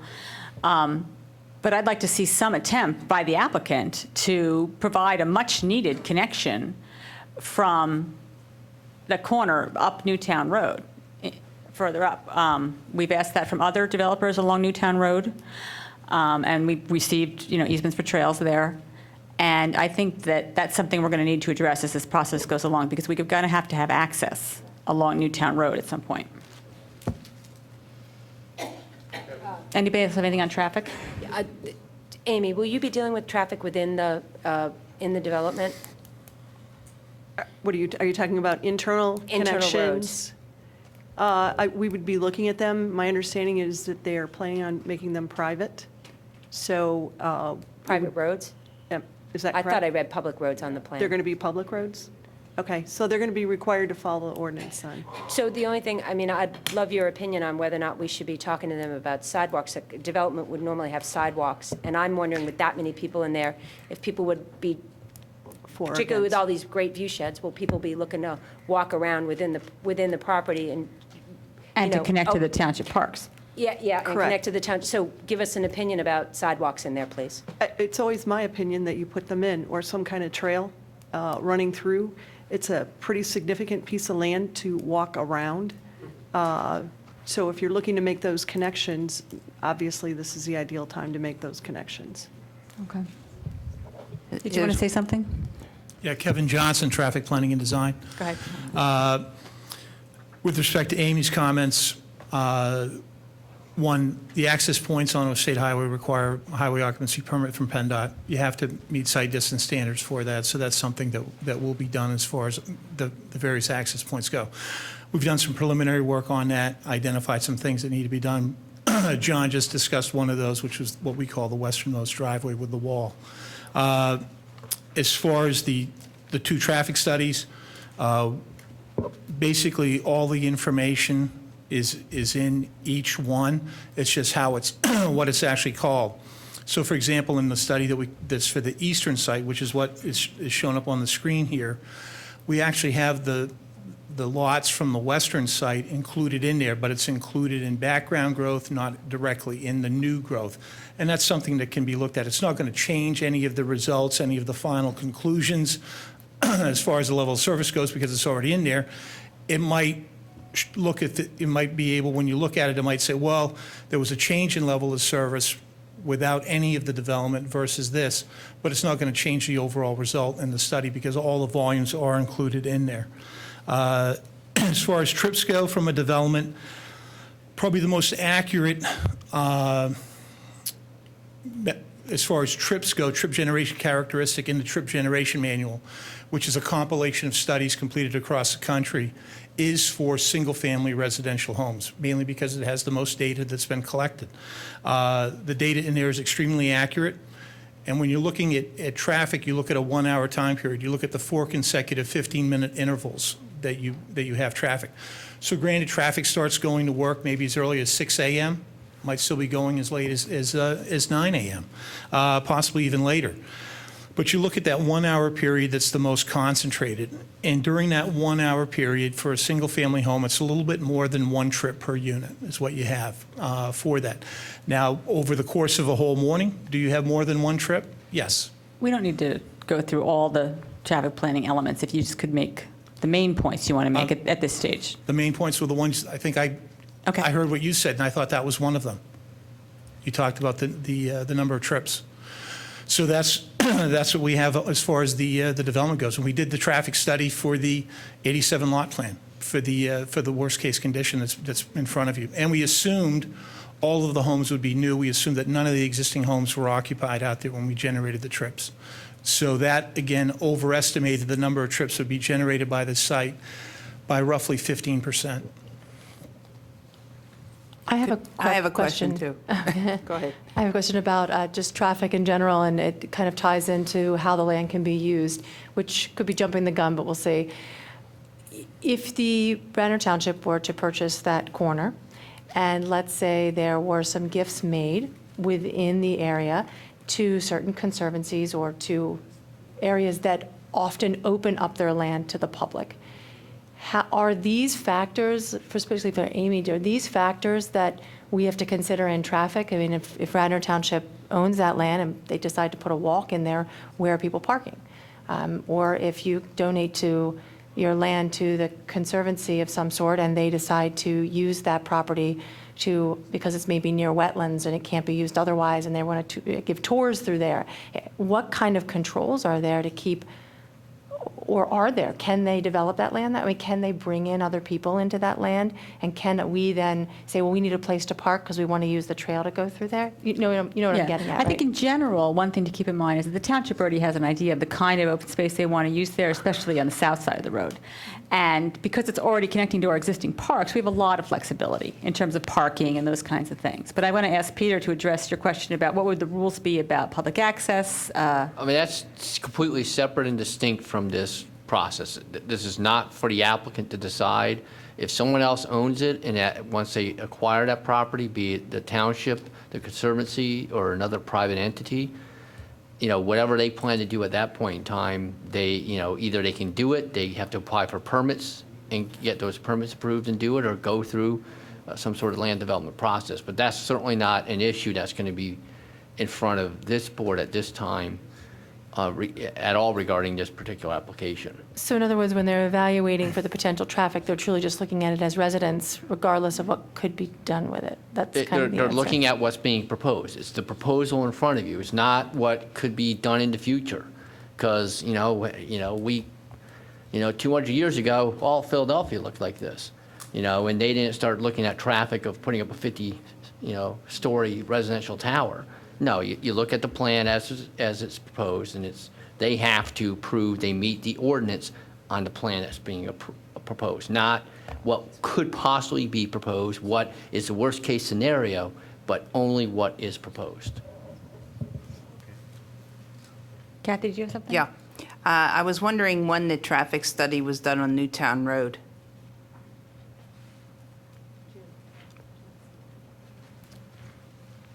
Weren't you going to do another one after school started, which is this week? Yes, Kathy. What we wanted to do was get the submission into the township because of the schedule. The traffic counts were completed in July. They were compared to PennDOT traffic counts in the area. They were completed after Episcopal went in. The volumes were relatively comparable to those, but we still want to go out and do checks to make sure that those counts are representative of normal conditions. Let me just stop you. You said the count was done in July? As far as the exact date, Anytime in July, it wouldn't matter. Schools are out in July. Well, Kathy, maybe you didn't listen to what I said. That's why I'm asking you. We did the counts in July. Okay. And then what we did was we looked at PennDOT traffic counts in the area. They were conducted when school was in session and after Episcopal was built. And we looked at those counts and they were comparable to those volumes. So what was, but Excuse me, we're trying to have a very civil meeting here. Everyone has had a chance to talk, and we'd like to talk to this gentleman about the plan for the traffic counts. But what we still need to do, and what we talked about in the study, was we want to go out after school is in session. Good. And then do Okay. traffic counts. What we're hearing tonight is that we can't do traffic counts on Newtown Road because Newtown Road is torn up. So that's what somebody in the No, audience it's not. said. No, I drive over it every day. It's not torn up. That's what somebody in the audience said Yeah, tonight. they're wrong. Yeah. But we're going to do the counts as soon as we can Okay. and get them completed. Thank you. They're tearing up all around it, but Newtown Road is not torn up. So, Amy, will you, going forward, you'll be working, obviously, coordinating with the applicant and Yes. getting the rest of the information that you need, as well as the new counts, now that all the schools are open and everything's going? Yes, and if I could interject, just before TPD went out to get their traffic counts, I understood that they would be doing them in July, and what I had asked them to do was, once Labor Day was over and school was back in session, if they would go back out to confirm the counts. However, I do have some problems at one of the intersections. It looked like there was no queue or delay on the southbound approach. I believe it's Radnor Chester Road. And I was wondering if that was demand volumes that were taken there, or if it was, I'm not sure if Kevin's hearing me. Did you receive the review letter? Yes, those were demand volumes. Those were the demand. No, those were the actual counts through the intersection. Through the So they were intersection, not the so- demand, meaning Okay. what was the queue at the beginning of the study versus what was the queue at the end, which would be the Yes. demand. Because I'm concerned, I need to see what the demand is on that approach, not what's served by the signal. Okay? But you guys can work that out, right? Yep. Okay. The way I'd like to proceed now, we're going to continue with our board discussion. I'd like to generally get a sense from the board if they're prepared to vote tonight. I know that I am not, because I think there's a lot going on here, but I want to ask if anyone else has any feelings about that. I want to ask the board if they have any feelings about that. I understand, but I want the board to understand that we have indicated at the meeting that you had in August that we would be sure that the hearings continued so that you could act at your October meeting and not have to act at your September meeting. Doesn't mean you can if you want to, but I wanted you to understand that there will be hearings. Yes, that's correct. Thank you. So if everyone's comfortable with that, we did. But the way I'd like to proceed is if anyone has anything we haven't brought up yet, obviously we'll talk about that. But also if anyone wants to just give their general opinion at this point of the things that they're most concerned about, what they're thinking, which way they would tend to vote if you feel like sharing that. Anything else the applicant can use to make, changes or decisions going forward. Okay. I have just three things. One of the things about density modification that is unfortunate, but it is what it is that in the calculation for how many homes you can put on a home site, and what I was trying to explain is that for different areas of zoning, the lot size is different sizes, and in this one, it has to be a minimum of 20 acres. But the applicant under density modification gets to include a portion of steep slopes, floodplains, riparian buffers. There's all sorts of things that are not typically buildable areas. And so my question for staff is, but they have to provide 15% of open space. So my question for staff is, do we have a sense on this particular plan if the unbuildable areas on the 311 acres, if they are equal to, less than, greater than, what have you, the 15% that the applicant is providing in open space? And you may not have that answer tonight, but that in general, I'm curious about that because it's a big give that you can use you can use unbuildable area in your calculation to figure out how many homes you could put in under density modification, but you have to give the 15% open space. And I'm wondering what the net here is on this application. And maybe we can't have that answer without a full engineered plan. So it may not be that we can get that. But I think that's part of the reason why there's such a variance. And some people think we can have 87 and 300, and because there are areas that wouldn't typically be developable. That's one question I have. Then the other question I have is, for me personally, to not see the acreage of the investment lots, the overall acreage, makes it difficult for me to look at the plan and understand what the potential development is within any of the given white areas, to then understand if the roadway that we are looking at proposed on a potential investment lot, if it's, how many more homes could potentially be there, recognizing what the intention is with what would happen with these white lots. And then the third thing, which I came across, and it's just simply a question, and actually Mr. Fiorello perhaps could answer it. I have a letter regarding sanitary sewer that says you got approval, not approval, that you got confirmation from Delcora that the property has the capacity to serve the 102 proposed homes in the Ardrossan Farm development. And I was curious where and when 102 homes was proposed. And now I know, the application says 87, but at some point back in May, somebody asked about, do we have the sewer capacity for 102 homes? So I just wanted to get some clarity on that particular piece of information.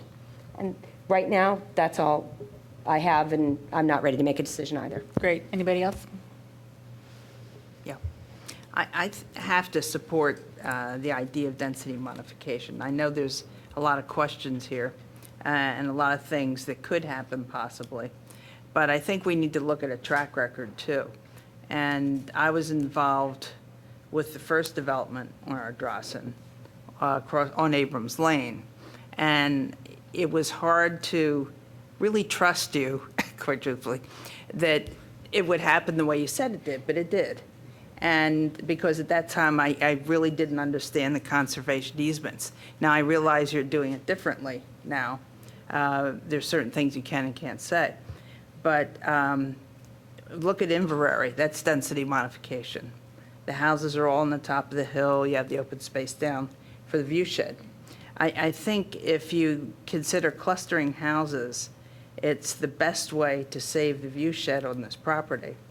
And I think we're going to have to just trust that those that come after us will hold their feet to the fire if any of these other areas come in for additional development.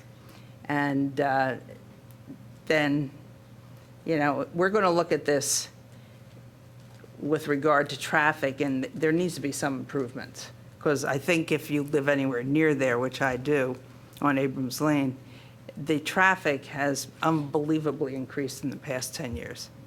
I came home earlier than usual tonight to make this meeting, and I couldn't believe the number of cars going down Newtown Road. Now, I turned onto Abrams tonight, so it wasn't difficult to do that.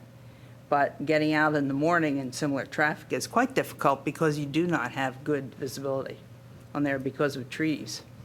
But I think density modification is definitely the best way to go on this property. But we need to continue to tweak. But I think we need to look at the track record of Ardrossan 1 and Ardrossan 2 and how they were developed and the open spaces involved, and trust that this is their way of developing it, and we hope that it's continued. But, verify. Yeah, just, again, my understanding of this process is that this conditional use is allowed by code, so that unless they're asking for something it's totally unreasonable, that, we somewhat, kind of have to agree to this. Not specifically, not that we can't modify it or anything like that. Is that a question? Yeah, confirmation request. Yeah, it's not a discretionary process. Right. It's not something where you guys say, we don't like it, get rid of it. If they prove they meet the ordinance requirements, it must be granted. That's why I keep saying, you gotta just look at the plan, because that's what's in front of you, and that's what you have to consider. And that's what they're gonna hold, the township can hold their feet to the fire, but at the same time, under state law, they can hold the township's feet to the fire. It's the same way with the land development. If they prove in the land development they meet all the ordinance requirements, it's not discretionary. You're required, the township is required to grant the approval. It's the same thing here. Okay, so, I mean, so I guess I'm kind of on Kathy's camp in this. I mean, it seems to me that if they could put 125 lots, you know, if we didn't have the zoning ordinance, which we happen to have, so that's already been passed, so we're kind of have to live with what we've already passed as a township. And if they can, with this conditional use, can put 150 lots on here, then, you know, at some point in time, that's their legal right, and they can put 150 lots on here. I'm almost thinking we should be thankful they're only asking for 87 right now. Now, having said all that, look, I know you're not happy with that, but if 150 is allowable, to me, look, it's only one man's opinion, one person's opinion up here. It just seems like it's a lot less than what could happen here. Now, having said all that, the traffic, you know, is a big concern. I'm not happy about that. I'm very concerned about what could happen to the school district. And, you know, do we need a new school? Is it, you know, is it appropriate that we need an impact fee or anything along those lines? I just don't know what the legalities of that are. But I would definitely like to see a traffic study. I would like to see what the impact is and how it can be mitigated. And, you know, can we come out on Darby Paley Road, or are there, you know, what's the realistic impact of it, and can it be mitigated somehow?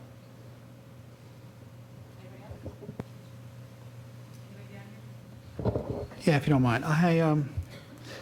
You're looking for overall, Overall opinion, feeling. like most people, I would prefer that it was never developed, but that's not likely to be occurring. It's just the way of the nature of the thing. I am very much intrigued about the idea of breaking it up and giving it in gifted lots and so forth, so that if things go as planned, there are large portions of this property, perhaps 50% of it will never actually be built on. So you are preserving large amounts of open land. Not only that, but I like it because what it's trying to preserve is view. They talk about view sheds rather than cluster it here and have big open spaces, that the houses that are constructed there and the people looking into the property from the outside are going to see large expanses of green grass. You might see the tops of houses over a hill or something like that.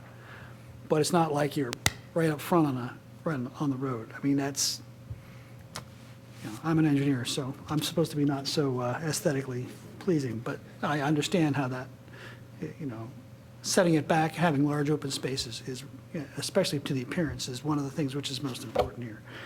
I would really like to know what the township's going to do about the purchase of the property, as if not the rest of us wouldn't. That, to me, is a major issue, because that will probably determine whether the thing in the northwest up there, that second row of houses, is ever built. I mean, literally, it depends on what the township commissioners do in terms of purchasing that or whatever else. The other, you know, I don't know, and I would like to know, and of course, nobody has the answer right now, I don't think. The lots down at the bottom, where he said theoretically could be 10-acre lots, or the 4 houses that down there. Those, I think that the opportunities for lesser development rather than more are a good thing. Looking at the way, as she said before, the way the first section of Androsson was done, and we trusted people and it worked out the right way. You know, if we have to go on that, we have to go on that. I think overall, if the property has to be developed, and I wish it didn't, but if it does, I think this is a pretty good overall plan. I have a quick comment. It is my understanding from the conversations mostly tonight that a lot of what happens between the first plan and this one that's up here, so 60-some versus 80-some, it really depends on whether or not they can get the proper purchases or investors into some of the larger lots along the bottom. Is that correct? So in other words, if they can sell off some of those big chunks, then they might not have to come back and build some of these places in that northwest corner. Or if Radnor can purchase some of this land. I think some of the biggest concerns that keep coming up from different groups of people is that if it's view shed we want to preserve, and some of the houses in the 87 plan are obviously kind of infringing upon view shed at that point, that these negotiations that are going on are hoping to allow some of those homes not to be built. But those negotiations are pending, and we don't know the answer to those yet. And it would be great if some of them happened between now and when we made a decision, but there's no guarantee in that. So we're kind of making a decision on something that we hope happens, but we don't know. I personally would like to see as much open space as possible. I agree with the density modification because it really allows you to place them where they probably should be. But there's a lot of unknowns, and I think it would be best to maybe have the potential to understand where, if some of these big tracts of land are possible, and if we can eliminate some of these numbers. I just have one question for council. What is the interplay or the relationship between what we're doing or attempting to do and the hearing officer that's been appointed?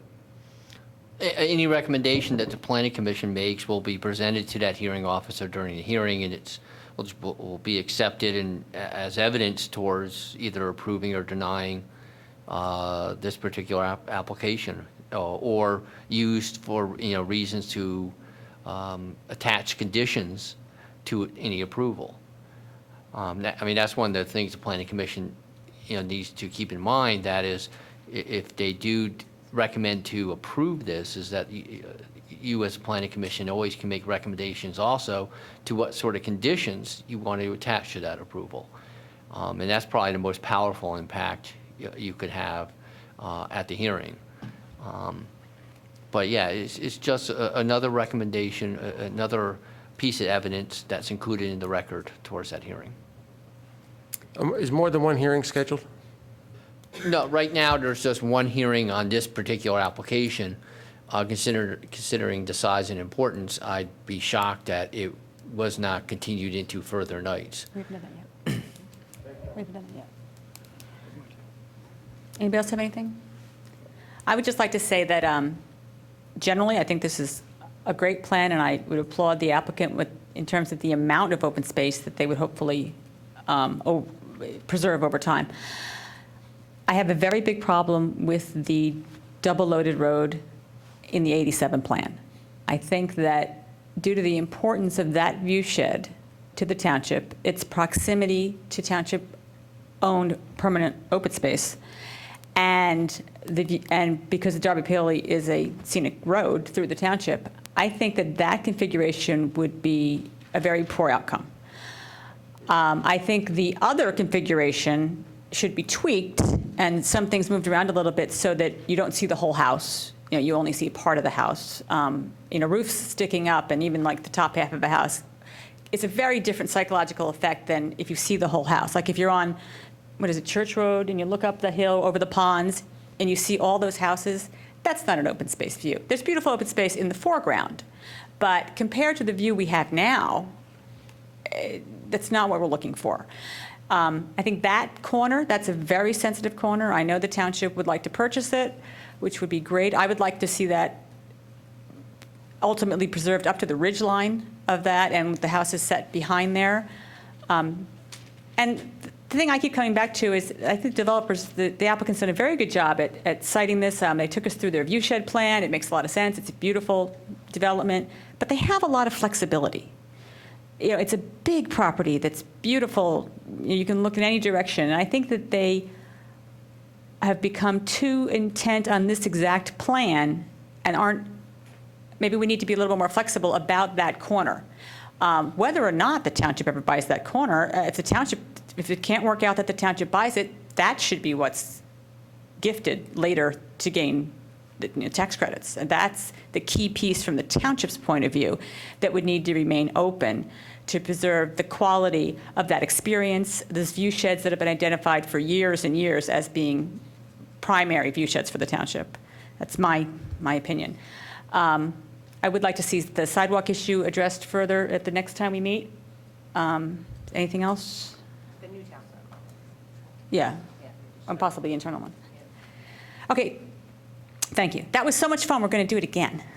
Okay, because we have another agenda item, which is, Julia, do you guys want to just officially continue it to the October meeting? yes, can I have a motion? I move that we continue to the October meeting. Second. All those in favor? Aye. Aye. Peter, do we need to ask for an extension so that the hearing perhaps starts after our meeting, or do you not think that's important? But, I mean, you certainly can always ask, but it's entirely up to the applicant on whether or not they're willing to push off that first hearing. Under the MPC, we're required to hold that hearing. If we don't hold that hearing, understand. bad things happen. Would the applicant be willing to give us an extension? We can't. What we have said we'll do, I mean, those first hearings are going to be us putting in our case. Okay. We need to go forward with that. We Just know because you find my legalese we've fine identified doesn't 7 mean it's not potential nights for hearings, and there are 4 of them after the 7th of October. And so we expect that there will be hearings after, we've promised you there will be hearings after the 7th of October so that your recommendations can be put in. And in fact, it probably helps you, because if you've come and listened to, if some of you have come and listened to the testimony, you'll know exactly what all the witnesses have said and so forth, and you can make your recommendations probably with a little bit more knowledge. So. Okay, thank you. And we have some contractual obligations that won't let us. Okay. do that. You want to go through it now? No, we're No, talking no. about something else. Now we're going to go through agenda item number.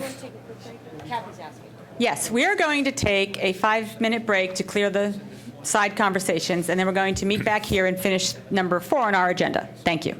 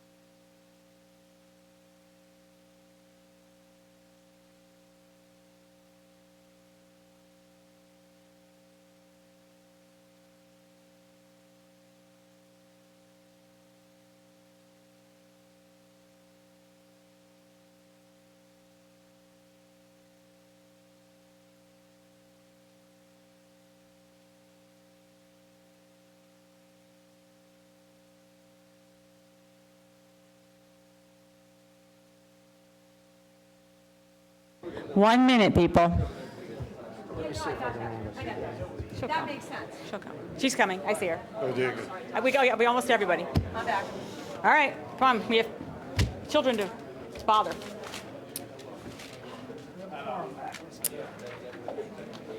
Okay, thank you, everybody, so much for coming back promptly. If we could take the side conversations outside so that we can continue, that'd be very helpful. Okay, we are now looking at the second density modification proposal for the smaller tract at Ardrossan. So, you want to take it away, John? Sure, thank you. What you're looking at is Darby Paoli Road. Well, Is that not working? Hello? Oh, it's working. It's just too short for me. Is there a handheld mic there? What we're looking at is Darby Paoli Road along the east side of this parcel. And the main parcel we were talking about, a corner of it, is right in this area to the northeast of the Wheeler Field. This is Sawmill Road coming down. The Lenny Dykstra tree's right in here someplace. And Godfrey is at the bottom end of the site going up with the Overbrook Golf Course right there, the 14th green. And the Boy Scout cabin. And the Boy Scout cabin is the existing building shown on the property. And where's the barn? Uh, But it's across from that house, right? Across from that house is a circular drive. Oh, Okay. it's right in there. It's 27 acres. This is the floodplain line. This is Darby Creek along the back property line. This property could be developed under calculations into many, many more parcels and properties than we're putting on it just because of size, because there's size calculations. It's like 14 that you could put on if you did or 11 or something like that. We have 6 that we're putting on in a shared driveway cul-de-sac. We'd make it a cul-de-sac and a road if we had to. Very quick understanding of what this plan is. This plan is simply an entitlement plan. My buyer has absolutely no intention of developing this property if he bought it. The township wants to buy this property, and we're pretty much in agreement with the township on the sale of this property, or very close. We don't have an agreement yet, but we will within this month probably. This plan is solely because under our agreement with our sellers, we have to get them entitlements in case the township doesn't buy and we don't buy, so that they have entitlements if the property comes back to them. So quite frankly, we don't care a whole lot about this plan. You're not going to see this plan built, but we have a right to the conditional use to be able to, in essence, cluster in these, what are they, David? Roughly 3/4 acre or? Well, this one's 5265, so the roughly Oh, no. acre, a little bit more. Roughly, yeah, acre and a half, acre and a quarter lots. On the plan, the required open space is simply the green shaded area you see along Darby Creek. But the rest of it, even if we only built 6 houses, would be open space. Because this is one, given the nature of the property in the floodplain, this is what you would get out of it. If you tried to put these 6 houses in 2-acre lots along there, you would get them by just going horizontally or perpendicularly into the property off of Darby Paoli Road. For example, floodplain can be part of your yard. So there are 6 housing sites along the road if we had elected to do it that way. The reason why it's its own separate application is because your density modification says that the parcels won't be separated by roads. So we originally were going to include these 27 acres along with the 311, but in reading your ordinance under density modification, because there's a road that separated them, we had to do it this way. There's a traffic report for the 6 houses. There's a sewer feasibility study for the 6 houses. There is the same economic study for the 6 houses because it tells you that it works off calculations of an average cost per house. I don't know what more you need me to say about it. Nothing. But we do need to open it up to public comment. Is anyone here to comment on this?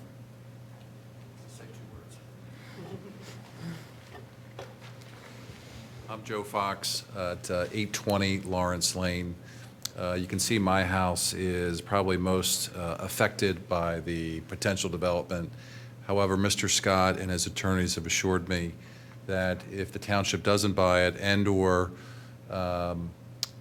this moves forward, they would work with us to try and not to obstruct the view corridor to the neighbors that this development is affecting. So I'll take him at his word, and certainly, he's been a good developer in the area, and we would continue to work with him to try and, if development ever happened there, to work with them around what's proposed.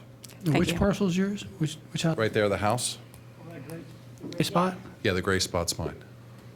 Thank you. Thank you. Anybody else? Board discussion? I have only one comment, because it's my one apple.